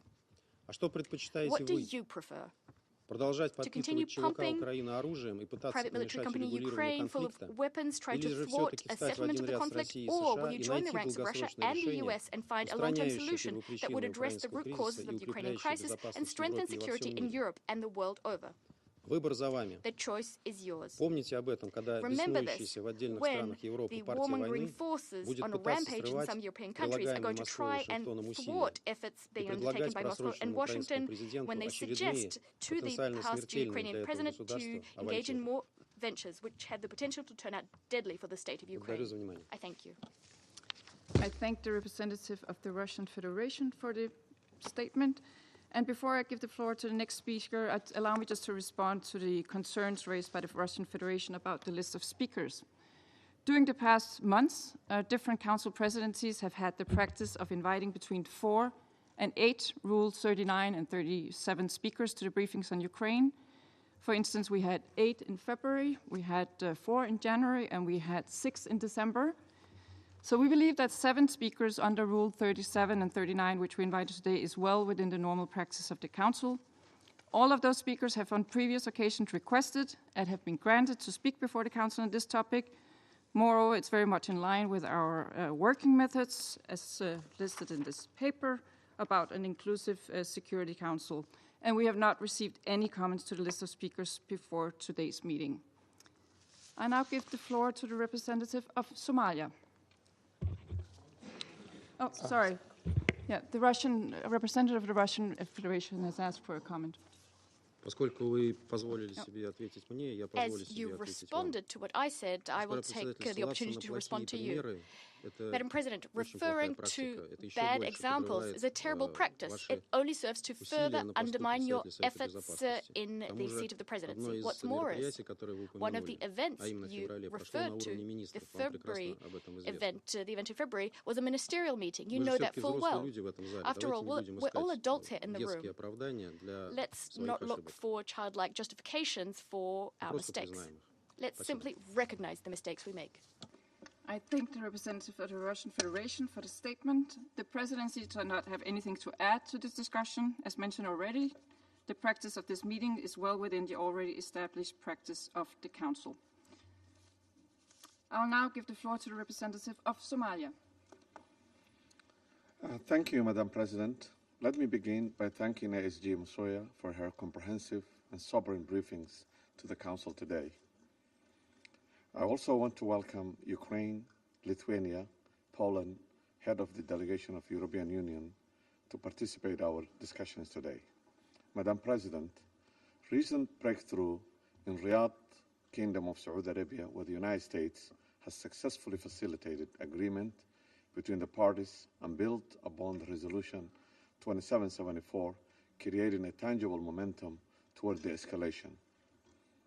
The agreement to ensure safe navigation in the Black Sea, particularly for commercial vessels, represents a practical step toward reducing tensions and protecting vital economic infrastructure. However, we must acknowledge the continuing humanitarian challenges. As ASG Mosoya briefings make clear, the humanitarian situation remains dire, particularly in the frontline areas where civilian infrastructures and essential services have been severely impacted. The protection of civilians and civilian infrastructure remains paramount, particularly in the frontline regions where access to basic services have been severely impacted. Madam President, in light of this development and continuing challenges, this Council should focus on 3 priorities. First, supporting the implementation and the monitoring of the recently agreed maritime safety measure and the infrastructure protection arrangement. Second, expanding humanitarian access to affected populations, particularly in areas where delivery of essential services has been compromised. Third, building this momentum to encourage broader dialogue toward a comprehensive ceasefire and sustainable political solutions. While challenges remain, these steps toward de-escalation provide foundation for further diplomatic initiatives. As we move forward, this Council must remain actively engaged in supporting this positive development while addressing an ongoing humanitarian needs. Madam President, to conclude, there is no military solution to the conflict in Ukraine. The only sustainable solution is to work together toward strengthening diplomatic engagement and create a condition conducive to a just and lasting peace. The path to peace begins with ceasefire, continues through respect for international law and international humanitarian law, and ends with justice. We remain committed to these principles and for our most determined effort to restore peace in Ukraine and its people and the region in whole. I thank you. I thank the representative of Somalia for the statement. I shall now make a statement in my capacity as the representative of Denmark. Assistant Secretary General Mosoya, thank you for your sobering briefing. Your briefing confirmed once again that since we last discussed the aggression against Ukraine in the Security Council, we've seen continued airstrikes by the Russian Federation, which have killed civilians and damaged civilian infrastructure. In the last month, we've seen multiple attacks on hospitals, apartment blocks, administrative buildings, supermarkets, and commercial vessels. Attacks continue unabated. As ASG Mosoya has mentioned, a particularly deadly attack was launched on March 7 against a city center in Donetsk Oblast. The attack resulted in 11 civilian deaths and over 50 injured, including 7 children. A double-tap strike then deliberately targeted the rescue service attempting to free survivors trapped under the rubble. It was the same on March 12th. A hotel targeted in central Ukraine with 16 civilian casualties and a double-tap against survivors and those desperately trying to help them. These are cowardly and despicable actions. Tragically, these attacks against Ukrainian civilians continue without pause. On March 21st, a child and both her parents were killed in Zaporizhzhia, with 14 other civilians injured. On March 23rd, a 5-year-old girl and her father were killed in Kyiv, with 10 more civilians injured. And on March 24th, missiles struck apartment blocks and schools in Sumy, injuring at least 88, including 17 children. And just this month, over a 7-day period, Russia launched 2,700 missiles, drones, and glide bombs at Ukraine. Needless to say, the humanitarian suffering caused by such a ceaseless aerial blitz is truly horrific. Colleagues, Russia's illegal war of aggression is not just a European concern. On March 11, a Russian ballistic missile, armed with cluster munitions, targeted a Barbados-flagged civilian vessel in Odessa, loading wheat bound for Algeria. The attack killed 4 Syrian sailors and wounded 2 other civilians. Another display of the complete disregard for civilian lives. This contributes to humanitarian suffering across the globe, as the most vulnerable especially in several African countries, face much higher food and energy prices and scarcity in supplies. In recent days, we've received the latest report by the UN's Independent International Commission of Inquiry on Ukraine. It is a grim catalogue of crimes against humanity perpetrated by Russian forces against civilians and war crimes against prisoners of war, including systematic torture and even executions. The report notes an apparent new policy in Russia's armed forces to not take prisoners, but to kill them. Colleagues, I want to highlight the extreme vulnerability of Ukraine's women. I paid tribute to the brave testimonies given here in New York 2 weeks ago by Ukrainian women held captive for years by Russian forces and subjected to terrible abuse and degradation. We also remember the Ukrainian children who have been adopted to Russia and had their identity brutally erased. This underlines that if there is to be an enduring peace, it must be built on accountability and justice for all. Russia's systemic violations of international humanitarian law in the temporarily occupied territories are well documented, including by the United Nations. We have frequently heard in this chamber how Russia has cut off around 1.5 million Ukrainians from humanitarian aid. We call on Russia to respect its international obligations and facilitate full, safe, rapid, and unimpeded humanitarian access in the territories it has temporarily occupied. We call on the international community to heed the call we heard this morning from ASG Masuya for more support. Denmark has, since the beginning of this brutal war, allocated $1 billion in humanitarian and civilian aid. Colleagues, Russia could end the war today if it would only stop attacking Ukraine. Russia has raised preconditions for peace, while at the same time increasing attacks on Ukrainian civilians, resulting in further humanitarian suffering. We have noted the first steps towards a ceasefire. It remains crucial that further steps are taken towards a just and lasting peace, respecting Ukraine's internationally recognized borders and territorial integrity. The majority of the United Nations members clearly stood with the people of Ukraine on the third anniversary of Russia's illegal, full-scale invasion. They reaffirmed their commitment to the sovereignty, independence, and territorial integrity of Ukraine. They demanded that any peace must be in line with the principles of the UN Charter, the charter we all signed up for. Denmark will continue to stand with the people of Ukraine as we, hopefully, move closer towards a just, comprehensive, and enduring peace. I now resume my function as President of the Council, and I give the floor to the representative of Ukraine. Thank you, Madam President. I would like to thank Denmark's presidency for convening this meeting. I'm also grateful to ASG Joy Msuya for her substantive briefing. Russian Federation continues to terrorize Ukrainian civilians by relentlessly striking critical infrastructure and residential areas across the country with missiles, MLRS, guided bombs, and attack drones, causing widespread death and destruction. Frontline and border regions, particularly Sumy, Zaporizhia, Kryvyi Rih, and Kharkiv, remain under constant Russian attack. Distinguished members of the Security Council, we should focus on Russian actions and not their statements. And the actions are the following.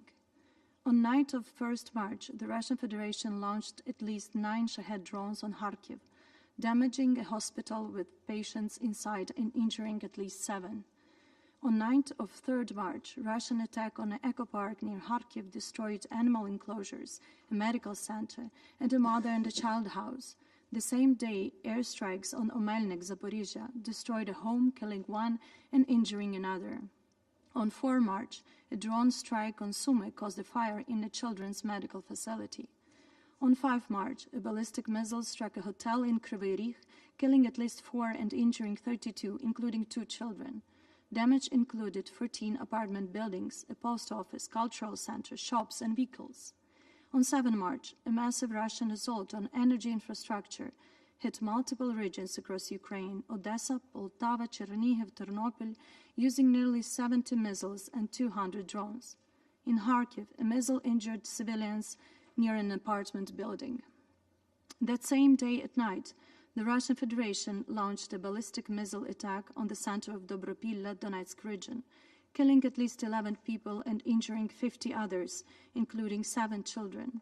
As firefighters worked to extinguish the blaze, Russian forces carried out a second strike targeting the rescuers.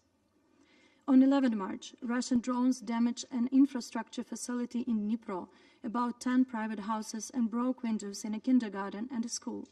On 12 March, Russia launched ballistic missiles at Kryvyi Rih, killing 1 person and injuring 15. Russia launched a double-tap strike on rescuers and medics who arrived at the scene. The strike damaged an infrastructure facility, multi-story residential buildings, administrative buildings, a shop, garages, 12 cars, and 2 units of rescue equipment. On 13 March, Russians massively attacked Kherson with artillery, killing a woman and injuring a man. The same day, critical infrastructure facilities in Zaporizhia and Dnipro regions were attacked. On 14 March, Russians attacked a hospital in Zolochiv, Kharkiv region with drones. A double-tap attack was carried out in 40 minutes after the first strike. On 14 March, Russian troops attacked the center of Kherson with guided aerial bombs, killing 1 and injuring 7 civilians. On 15 March, an attack drone damaged 65 apartments in a multi-story building, 12 private houses, and 19 cars in one of Chernihiv's neighborhoods. On 16 March, an attack drone hit a multi-story building in Chernihiv, injuring a woman. On 21 March, the Russian Federation launched a drone attack on Zaporizhia, killing a family, a 17-year-old girl, father, and her mother. The attack injured at least 14 people, including a 9-month-old baby. The drone strikes caused fires and widespread destruction in Zaporizhia. Overnight, on 23 March, Russia attacked residential areas of Ukraine using nearly 150 strike drones. Russia's massive drone attack on Kyiv and the Kyiv region killed at least 3 people, including a father and his 5-year-old daughter, and injuring 10 others, including an 11-month-old baby. This attack damaged apartment buildings, private houses, and cars. On 24 March, the Russian Federation launched a missile strike on the city center of Sumy, injuring at least 88 people, including 17 children, and damaging several high-rise residential buildings and civilian infrastructure, including a school. The same day, Russia launched its third consecutive overnight air attack on Kyiv. 25th March, the Russian forces struck a residential area in the village of Kurtivka, Donetsk region, with a FAB-250 bomb, killing a 36-year-old mother and her 3-year-old daughter and injuring her 15-year-old daughter, who was hospitalized. The family was at a playground when the strike hit them. Last night, Russia launched 117 strike drones, mostly Shaheds, against civilians across Ukraine. Dnipro, Sumy, Cherkasy, and other regions came under Russian attack. Kryvyi Rih suffered a massive drone strike targeting a local enterprise and the civilian infrastructure. In Okhterka, Sumy region, homes, stores, and the civilian infrastructure were damaged. Communities in Donetsk, Kharkiv, Zaporizhia regions also came under fire. It was another night of Russian terror targeting Ukrainian civilians. These attacks are a daily reality. In just the first half of March alone, the Russian Federation launched hundreds of strikes against the Ukrainian people using approximately 2,800 guided aerial bombs, nearly 2,000 attack drones, and over 100 missiles of various types, which means that on average, Russia used each day 200 guided aerial bombs, 143 attack drones, and 7 missiles every single day. Russian Federation must be held accountable for the vast destruction it has inflicted on Ukraine's civilian infrastructure.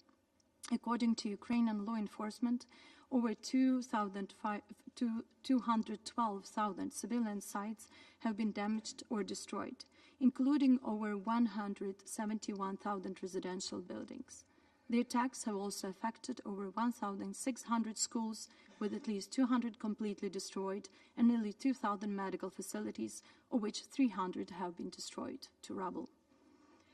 Madam President, from the very first day of the invasion, Russia has deliberately sought to block Ukrainian ports on the Black Sea, directly threatening global food security. It has consistently targeted southern East Ukraine's port infrastructure, commercial vessels, and grain storage facilities. All this was done to weaken Ukraine's export capacity and deliberately provoke a food crisis in regions heavily reliant on Ukrainian grain. On 1 March, Russia launched a missile strike on port infrastructure in Odessa, injuring 2 port workers and damaging 2 civilian vessels, including a Sierra Leone-flagged bulk carrier loaded with over 21,000 tons of corn and soybeans, and a Panama-flagged container ship. On 11 March, a ballistic missile attack on the same port killed 4 Syrian crew members and injured 2 others, a Ukrainian and Syrian. The attack damaged another ship, docks, and grain storage facilities. The vessel targeted was loading wheat for export to Algeria. Such strikes directly undermine food security in vulnerable regions across the globe. Today, over 40 countries rely on Ukrainian grain exports. These deliberate attacks risk deepening instability in areas already facing food shortages. Madam President, in its latest report, the UN Independent International Commission of Inquiry on Ukraine has further confirmed that the widespread use of torture is not incidental, but a deliberate and systematic element of Russian state policy, amounting to crimes against humanity. The report documents ongoing torture of civilians and POWs, inhuman detention conditions, and the use of sexual violence, particularly against male detainees, as a method of torture. It also presents clear evidence of numerous executions of prisoners of war and disturbing take-no-prisoners policy by the Russian military, in direct and cynical violation of the Geneva Conventions. The Commission's efforts to investigate and document Russia's war crimes are essential to ensuring justice and accountability. We therefore urge continued support of its mandate and the allocation of adequate funding to sustain its work. Ukraine also welcomes the recent OHCHR thematic report focused on the impact of Russia's aggression on the rights of Ukrainian children, the first of its kind. The report provides vital, verified evidence of systematic violence, especially in territories temporarily occupied by Russia.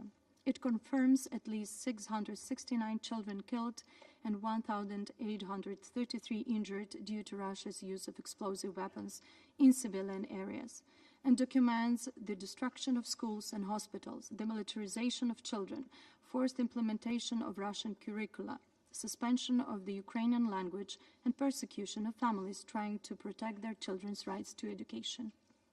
Particularly alarming are the forcible transfers and deportation of Ukrainian children to Russia and Belarus, the illegal change of their citizenship, and efforts to erase their Ukrainian identity. Ukraine urges all relevant UN mandates to continue the critical monitoring and reporting work. We call on the international community to act on these findings, ensuring accountability and supporting the return of deported children through initiatives such as the Bring Kids Back UA platform and the International Coalition for the Return of Ukrainian Children. On 20 March, we saw one more Kremlin's decree which provides for the forced expulsion of Ukrainian citizens living in the temporarily occupied territories and in the territory of Russia, without so-called legal grounds. Yet another step in Russia's campaign of discrimination, persecution, and forced displacement of Ukrainian citizens from their homeland or coercion to acquire the status of a foreigner. These systematic deportations and persecutions are part of Russia's policy of genocide against Ukrainian people. Responsible for the crime of aggression, war crimes, and crimes against humanity must be brought to justice. We are grateful to all those who contribute to freeing our people from Russian captivity, both military and civilian, as well as to return Ukrainian children who were forcibly taken by the Russians. It remains our priority.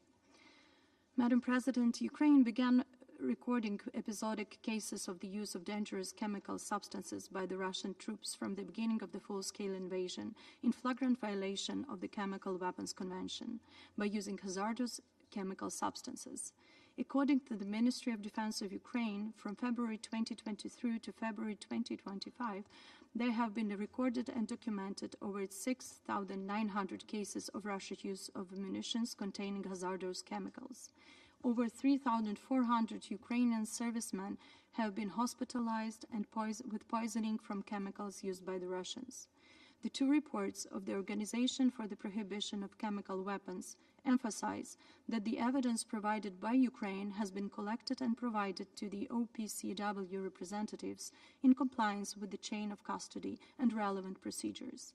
2 independent OPCW-designated laboratories have confirmed that the evidence provided by Ukraine contains CS substance, which is a part of riot control agents. The situation at Zaporizhzhia nuclear power plant remains critically difficult. The Russian Federation continues to ignore the UNGA Resolution 78/316, safety and security of nuclear facilities of Ukraine, including the Zaporizhzhia nuclear power plant, and IAEA General Conference and Board of Governors resolutions on nuclear safety and security in Ukraine.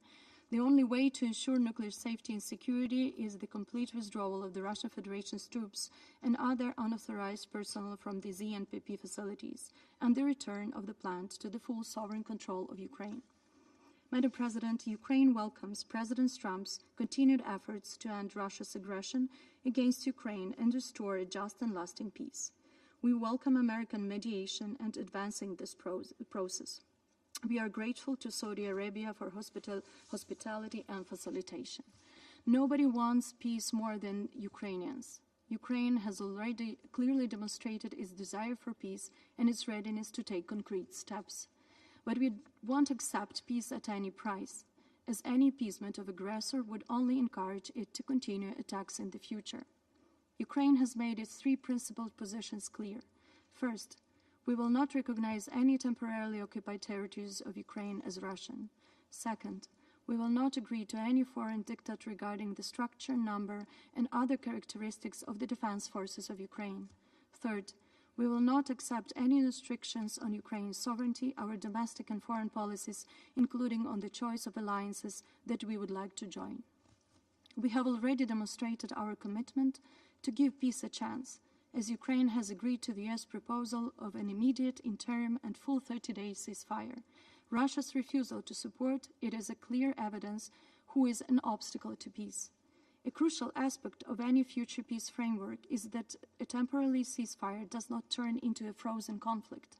Current ceasefire efforts, the results of the consultations in Riyadh on 23rd-25th March 2025, are only a measure that has to lay the foundation for permanent peace. Ukraine and the United States have agreed to a ceasefire regarding energy facilities. We believe that such a ceasefire took effect at the moment when the relevant statement was published following the Ukrainian-US meeting. Ukraine and the United States also agreed on a ceasefire in the Black Sea, which applies not only to civilian shipping but also to ports. We believe that the agreement on the sea does not extend to Russian warships. If Russian warships currently concentrated in the eastern part of the Black Sea enter our territorial waters, Ukraine will consider this as a threat and will exercise our right to self-defense. We continue working closely with our American and European partners to achieve a comprehensive, just, and lasting peace with real security guarantees for our people. Madam President, Moscow speaks of peace while launching brutal strikes almost daily on densely populated residential areas in major Ukrainian cities. Instead of making hollow statements about peace, Russian Federation must stop bombing Ukrainian cities and end its war against civilians. Everyone should focus on Russian actions, not their statements. The coming days will be critical in determining whether Russia is serious about peace or intends to deceive the United States and the world. Any diplomacy with Moscow must be backed by sanctions, pressure, and increased support for Ukraine. To push Russian Federation toward peace, we need strong measures and decisive actions. We are ready to take the necessary steps toward peace as quickly as possible, together with the United States, Europe, and all partners.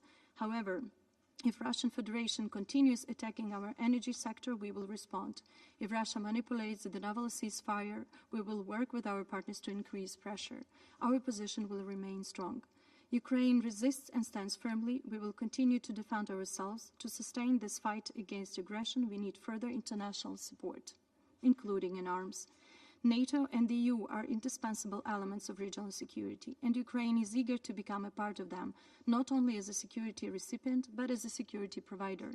We must establish a comprehensive, just, and lasting peace for Ukraine based on the principles of the UN Charter and with clear security guarantees. I thank you. I thank the representative of Ukraine for the statement, and I give the floor now to the representative of Lithuania. Thank you, Madam President. I have the honor to speak on behalf of the three Baltic states, Estonia, Latvia, and my own country, Lithuania. We align ourselves with the statement of the European Union. We thank our briefer Assistant Secretary General Ms. Joyce Misué for the valuable information provided. The Baltic States strongly support the role of the UN agencies and volunteers providing humanitarian assistance to Ukraine. Having visited Kiev and Odessa this February, I can personally attest to the resilience, courage, and persistence of the UN team, headed by the UNDP Resident Coordinator Matthias Schmale, and the representatives of the OCHA, UNICEF, UNHCR, and other agencies working in the very stressful and dangerous environment. Let me note, we have joined the UN Regional Refugee Response and contribute to the humanitarian needs and response plan. Madam President, Russia's war of aggression continues to cause suffering for Ukrainian people.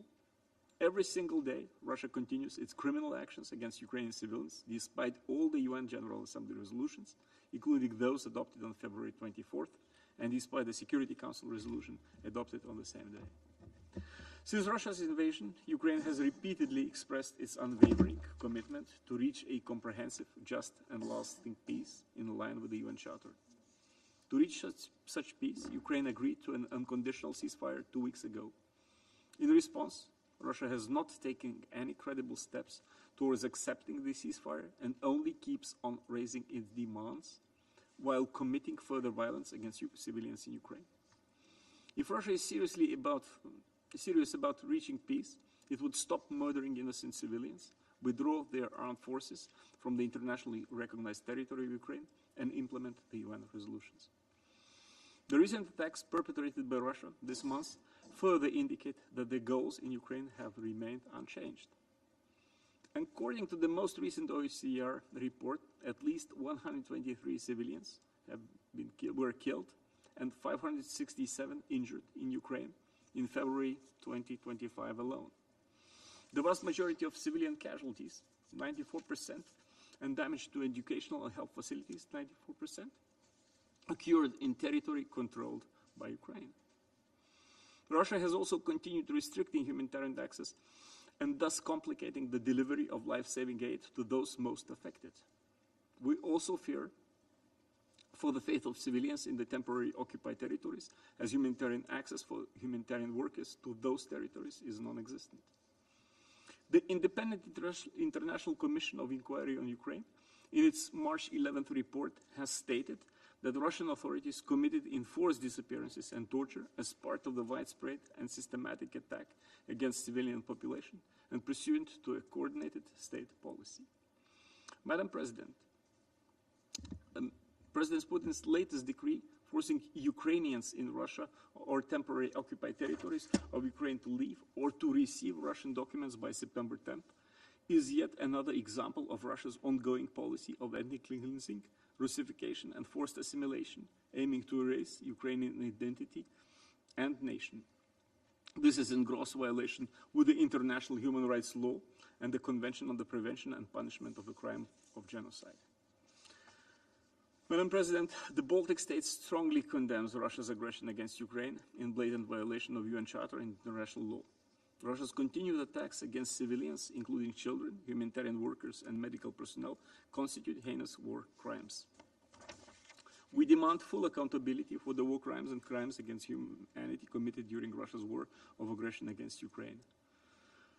Launched last April, the Register of Damage for those affected by Russia's aggression enabled to work on the compensation mechanism. Furthermore, the European Court of Human Rights is dealing with over 4,000 cases against Russia related to events Crimea, Donbass, and wider war against Ukraine.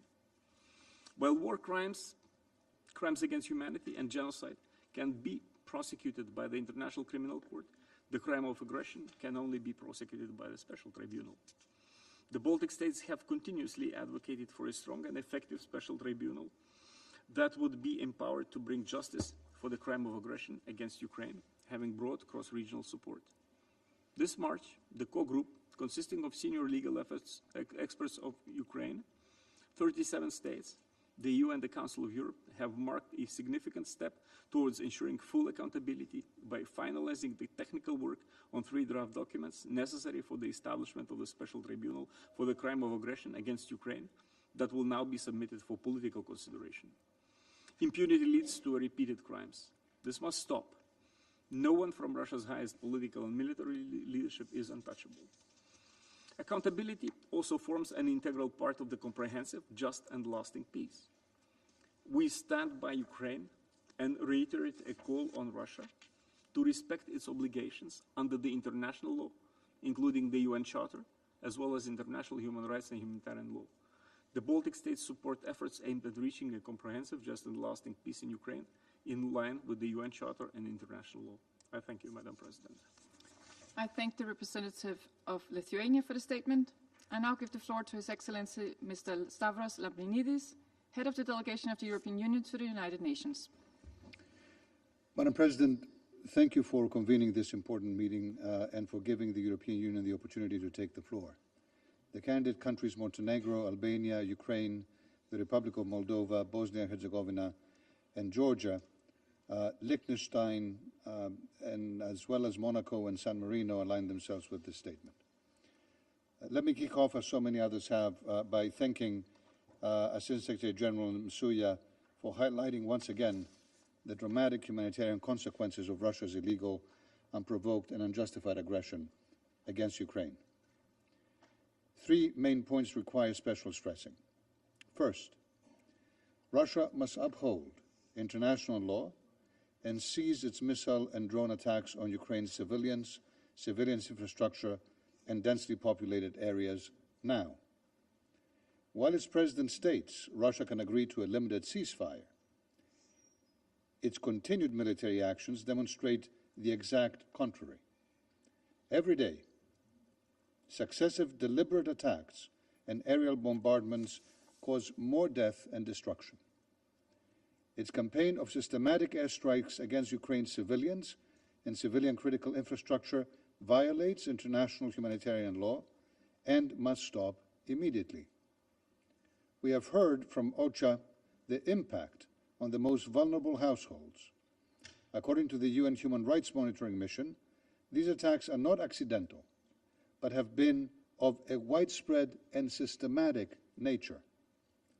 The Office of the High Commissioner for Human Rights has further documented over 12,000 civilians killed over the past 3 years, of which over 600 were children.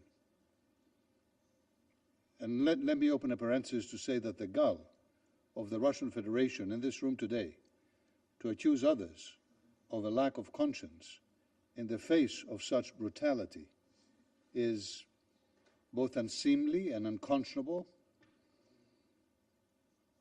and frankly shameful. For shame, for shame. There can be no impunity for these atrocities. Russia and its leadership must be held fully accountable for waging a war of aggression and for other most serious crimes under international law. Second point, full, safe, rapid and unhindered humanitarian access needs to be ensured. We commend the efforts of OCHA and its humanitarian partners in providing assistance to those in need. The UN has repeatedly highlighted the challenge of reaching civilians in areas under temporary Russian occupation. This means an estimated 1.5 million people are being cut off from humanitarian aid. While it wages a war of aggression, Russia shows no concern for the well-being of civilians in the areas it temporarily occupies. In accordance with international humanitarian law, it must facilitate full, safe, rapid, and unimpeded passage of humanitarian relief for all civilians in need. As is the case for all crises around the world, the European Union and its member states will continue to contribute generously to the United Nations humanitarian response, also in Ukraine. We call on all nations to step up their support as well. The European Union remains committed to support Ukraine's repair, recovery, and reconstruction in coordination with our international partners. The Ukraine Recovery Conference in July 2025, hosted by Italy, will be important in this context. Third point, the European Union reiterates its support for a comprehensive, just, and lasting peace in Ukraine based on the UN Charter and international law. 1 month ago, the General Assembly gave an overwhelming message to call on the aggressor to immediately, completely, and unconditionally withdraw all its military forces from the entire territory of Ukraine. 1 month ago, that was the General Assembly of the United Nations speaking. We welcome all efforts towards reaching a comprehensive, just, and lasting peace in line with the UN Charter and international law. We welcome the efforts of the United States and Saudi Arabia in hosting the ongoing discussions. The proposal of a ceasefire, if accepted by Russia, can be an important step in this direction. It is now for Russia to show its willingness to achieve peace. The European Union is ready to play its full part in supporting upcoming steps, together with Ukraine and other partners. As we have stressed repeatedly, there can be no negotiations on Ukraine without Ukraine, and no negotiations that affect European security without Europe. In closing, Madam President, I reaffirm the European Union's unwavering support for Ukraine's independence, sovereignty, and territorial integrity within its internationally recognized borders. The European Union will continue to support Ukraine for as long as it takes and as intensely as needed to achieve a comprehensive, just, and lasting peace in line with the UN Charter and the principles of sovereignty and territorial integrity applicable to all nations. Thank you, Madam President. And I thank Ambassador Lambrinidis for his statement. I now give the floor to the representative of Poland. Madam President, Poland aligns itself with a statement delivered by the European Union. I would like to express our gratitude to the Danish presidency for calling this timely meeting, and our appreciation to France and Panama for requesting it, as well as to ASG Msuya for her presentation. While many look forward to restoring peace for Ukraine and stability in Europe, the events of last week's, listed moments ago by the distinguished representative of Ukraine, cast a dark shadow on those hopes. Reports indicate that Russian forces launched massive attacks against Ukraine, deploying staggering number of Shahid drones, decoys, and ballistic missiles.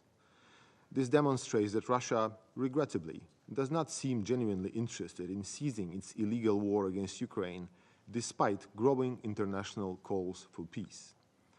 Madam President, Russia disregards fundamental international norms and principles, a fact tragically evident in its ongoing attacks on Ukraine's civilian population and deliberate targeting of energy and civilian infrastructure. These actions have resulted in frequent and widespread power and heating outages, leaving millions vulnerable. Poland continues to respond to Ukraine's critical needs on a bilateral basis, including by providing vital equipment and increasing energy exports to help alleviate the suffering caused by this relentless aggression. The recent political momentum underscores Ukraine's resolve to pursue meaningful advancement towards peace negotiations. The key ingredient to unlock a peaceful future is, regrettably, still absent, and that is Russia's genuine and constructive commitment to pursuing a negotiated settlement. It must be more than a mere pause, allowing the aggressor to rearm and strike again, as it had done before. It must instead meet a number of criteria. Cease all attacks on civilian population. Be agreed with and accepted by all stakeholders, first and foremost Ukraine, but also Europe. Guarantee Ukraine's independence and sovereignty, enabling her to freely choose her leaders, control her borders, and decide upon her future integration aspirations. Addressing root causes, Madam President, is a challenge, because they lie squarely within Russian decision-making processes, when repeatedly choosing war over peace and aggression over diplomacy. Perhaps it is frustrating that the neo-colonial attempts to rebuild Soviet empire by force and coercion continue to fail, as they should. In conclusion, I would like to reiterate that Ukraine is not a helpless victim of aggression. Ukraine fights back. Ukraine has allies around the world, including the European Union and Poland. Our commitment for justice and peace will not waver, and our pursuit of a just resolution will continue. I thank you. I thank the representative of Poland for the statement, and I now give the floor to the representative of Romania. Thank you very much, Madam President, and I also want to start by thanking you for allowing my delegation to take the floor, but also for keeping this important topic related to the peace and security of Ukraine on this Council agenda. Romania aligned also with the statement delivered by the European Union And I would like to reiterate Romania's full support for Ukraine's independence, sovereignty, and territorial integrity within its internationally recognized borders. We share with Ukraine the longest border of an EU member state by land, rivers, and sea. We are disappointed that the dialogue efforts and the proposals in the last weeks are yet to be met by deeds. Since the night of 21st of March, Russia launched new massive air attacks, mostly against civilian targets in Ukrainian cities, including Odessa, Zaporizhia, Sumy, and the Ukrainian capital, that have created and produced numerous casualties. Just last night, the city port of Nikolaev was attacked, as well as the Kryvyi Rog in the disputed part. All these casualties will be referenced in future reports of the Office of the High Commissioner for Human Rights and UN OCHA, just as the previous ones in the past more than 3 years. But this cycle of violence can and should be discontinued. Romania is of the opinion that any ceasefire needs to include in its scope and objectives respect for international humanitarian law and the protection of all civilians without discrimination. The path to peace means also bringing dignity to all victims of the war. We welcome ongoing efforts by the United States towards a ceasefire and safe navigation in the Black Sea. Madam President, as Romania always underlined, the Black Sea matters not only for our region but for the whole world. Discussions in Riyadh earlier this week acknowledge the importance, and as a European country, Romania welcomes the prospect of returning to safe and free navigation in the Black Sea. Ensuring security for critical trade routes and supply chains is of utmost relevance, especially as the needs of grain and food markets worldwide are increasing. My country has been involved in multiple efforts to tackle shortages of food or supply chains created by the Russian aggression on Ukraine, ever since the Black Sea Grain Initiative was still in place, and we have informed the Council all along. Romania has facilitated the export of over 70 million tons of goods, of which 55 million tons of grains, to ensure the continuity of the global supply chain. At the same time, the European Union created the European Solidarity Lanes, which made use of the Romanian infrastructure alongside other neighboring countries to Ukraine to make available food products to the global market. In closing, Madam President, our long-standing position since day one of the Russian invasion of Ukraine has been very clear. The achievement of a comprehensive, just, and lasting peace needs to be in line with the UN Charter and the principles of sovereignty and territorial integrity applicable to all nations. Thank you, Madam President. I thank the representative of Romania for the statement, and I now give the floor to the representative of Finland. Thank you, Madam President. I have the honor to address the Council on behalf of the Nordic countries, Denmark, Iceland, Norway, Sweden, and my own country, Finland. And I thank the Assistant Secretary General for her briefing. To achieve peace, we have to talk about its contours, and we note the ongoing discussions to this end. Ukraine deserves peace, a peace that is comprehensive, just, and lasting, based on the rules and principles enshrined in the Charter and international law. Any other short-term solution risks renewed conflict or aggression elsewhere. The Nordic countries stand ready to support all efforts towards a sustainable peace.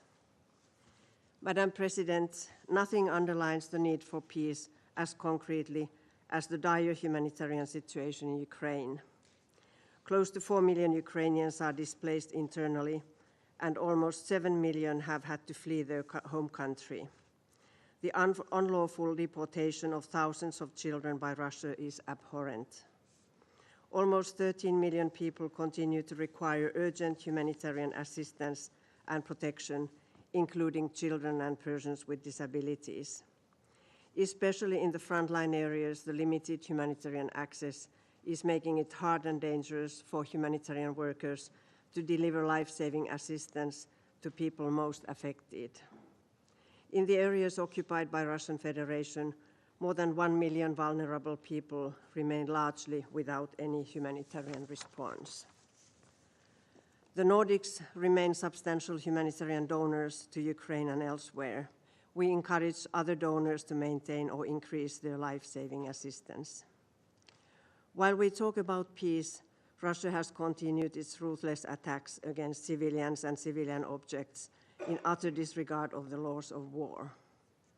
Just 2 days ago, on Monday, a Russian missile attack injured dozens of civilians and damaged a school and a hospital in the city of Sumy. On Sunday, Russian attacks in Kiev killed a father, his 5-year-old daughter, and an 80-year-old woman. These acts unavoidably raise the question whether Russia is genuinely willing to move towards peace, or whether it is using the discussions as a mere charade without giving up the ultimate goal to subjugate Ukraine and its people. Last night, just hours after the agreement on safe navigation had been announced, Russia directed a drone attack on the Ukrainian port city of Mykolaiv. Ukraine has expressed its readiness to immediately enact a 30-day ceasefire. Russia, on the other hand, agreed only to a limited ceasefire with several preconditions. This speaks volumes. Russia seems to continue to choose war while we speak. Across the globe, people continue suffering from soaring food and fuel prices as the war continues to disrupt supply chains and destabilize international markets. Madam President, it is up to all of us now to defend the international peace architecture built on the UN Charter wherever it is threatened. It is in the interest of all of us to ensure that might does not make right, and internationally recognized borders are not moved through the use of force. The Nordic countries want to underline that every sovereign state must maintain its right to choose its own alliances and its legal defense and security arrangements. Madam President, we note the new agreement on the safe navigation in the Black Sea, which should be implemented without delay and without additional conditions. Despite the immeasurable hardships caused by Russian invasion, Ukraine continues to defend its freedom, its independence, sovereignty, and territorial integrity. The Nordic countries will stand by Ukraine in this as long as it is needed. I thank you. I thank the representative of Finland for the statement, and I now give the floor to Mr. Paul Beresford Hill, Permanent Observer of the Sovereign Order of Malta to the United Nations. Madam President, at the outset I wish to thank the Presidency of Denmark for convening this meeting and for affording the Sovereign Order of Malta the opportunity to contribute to a critical discussion on the deepening humanitarian crisis in Ukraine. Just over a month ago, we marked a somber milestone, 3 years since the escalation of this devastating conflict, 3 years of unrelenting suffering, forced displacement, and shattered lives. 3 years in which civilians have endured unspeakable hardship, needless bloodshed, life-altering injuries, the loss of their homes, their loved ones, and for many, a sense of hope. While responding to the present crisis is paramount, we must also, however, look to the future. A cessation of hostilities, however distant, must not find us unprepared. We must recognize that when guns are silent, the humanitarian toll will persist. The sheer scale of destruction, the economic devastation, and the deep societal fractures will not be undone overnight.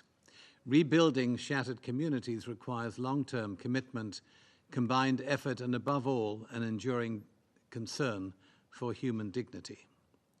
While scale and conditions are clearly different, it is worth recalling the beginning of the last century, when a war that ended amid retribution and economic humiliation fed the seeds of resentment that 2 decades later led to a conflict of far greater consequence and suffering.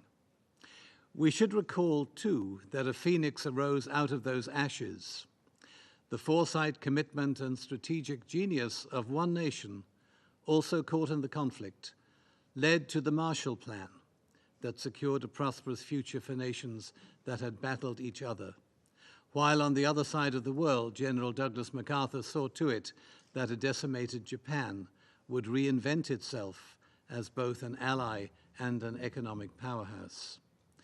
The imagination and the skill that created the Bretton Woods system, however much it has now served its purpose, back then made a major contribution to reconstruction development and the one thing that war-ravaged populations want most: security.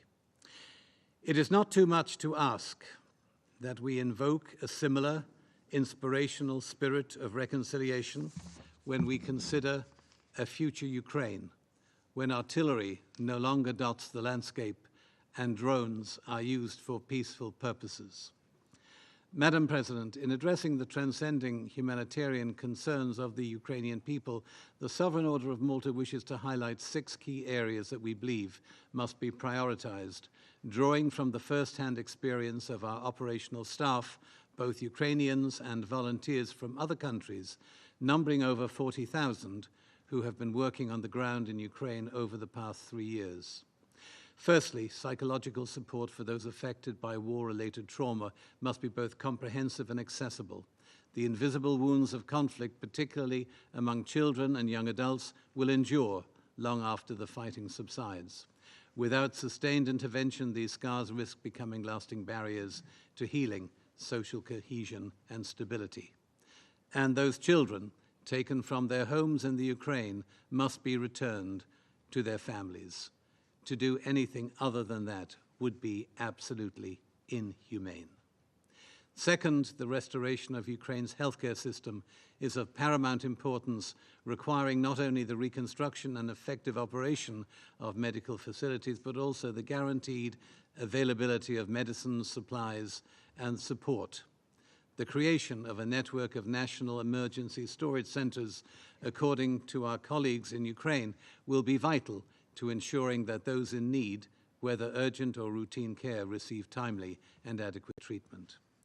Thirdly, the extensive destruction of homes and civilian infrastructure demands a coordinated and sustained rebuilding effort. Beyond simply restoring houses, we must facilitate the safe and dignified return of displaced families. Millions of them. This necessitates urban development plans that prioritize sustainability, accessibility, and long-term resilience. Essential services, electricity, water, transportation, must be fully reinstated to ensure communities can function and thrive. Fourth, the land must be restored, made habitable, and it must be protected. The detritus of war must be cleared away. Destroyed, damaged military vehicles, ammunition still littering the fields, and of paramount importance, the danger of landmines must all be addressed. The international community must double its efforts to ensure the safety of nuclear installations, to prevent contamination and the dangers that arrive through poor maintenance and deliberate damage. The implications of this cannot be stressed enough, because they impact not only the health and welfare of Ukraine and Russia, but also neighboring countries. And fifthly, food and water security must be urgently addressed. Immediate humanitarian interventions are needed to ensure and restore reliable access to basic necessities, particularly in rural areas. At the same time, strategic efforts must be undertaken to revitalize Ukraine's agricultural sector, a cornerstone of its economic recovery and social stability. Ensuring the revival of agribusiness and local food production will be instrumental in preventing prolonged dependency on external aid. And lastly, education must be at the heart of the recovery effort. Schools are not merely places of learning, they are pillars of normalcy, of hope, and are the foundation of a better future.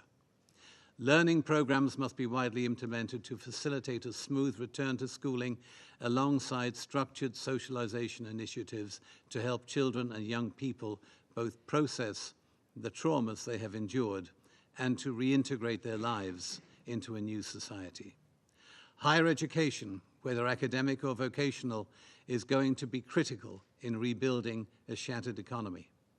A new generation must learn the importance of turning guns into harvesters, of using critical thinking skills, not to outwit the enemy, but to outwit climate change and the myriad problems that we are all confronting in a changing world.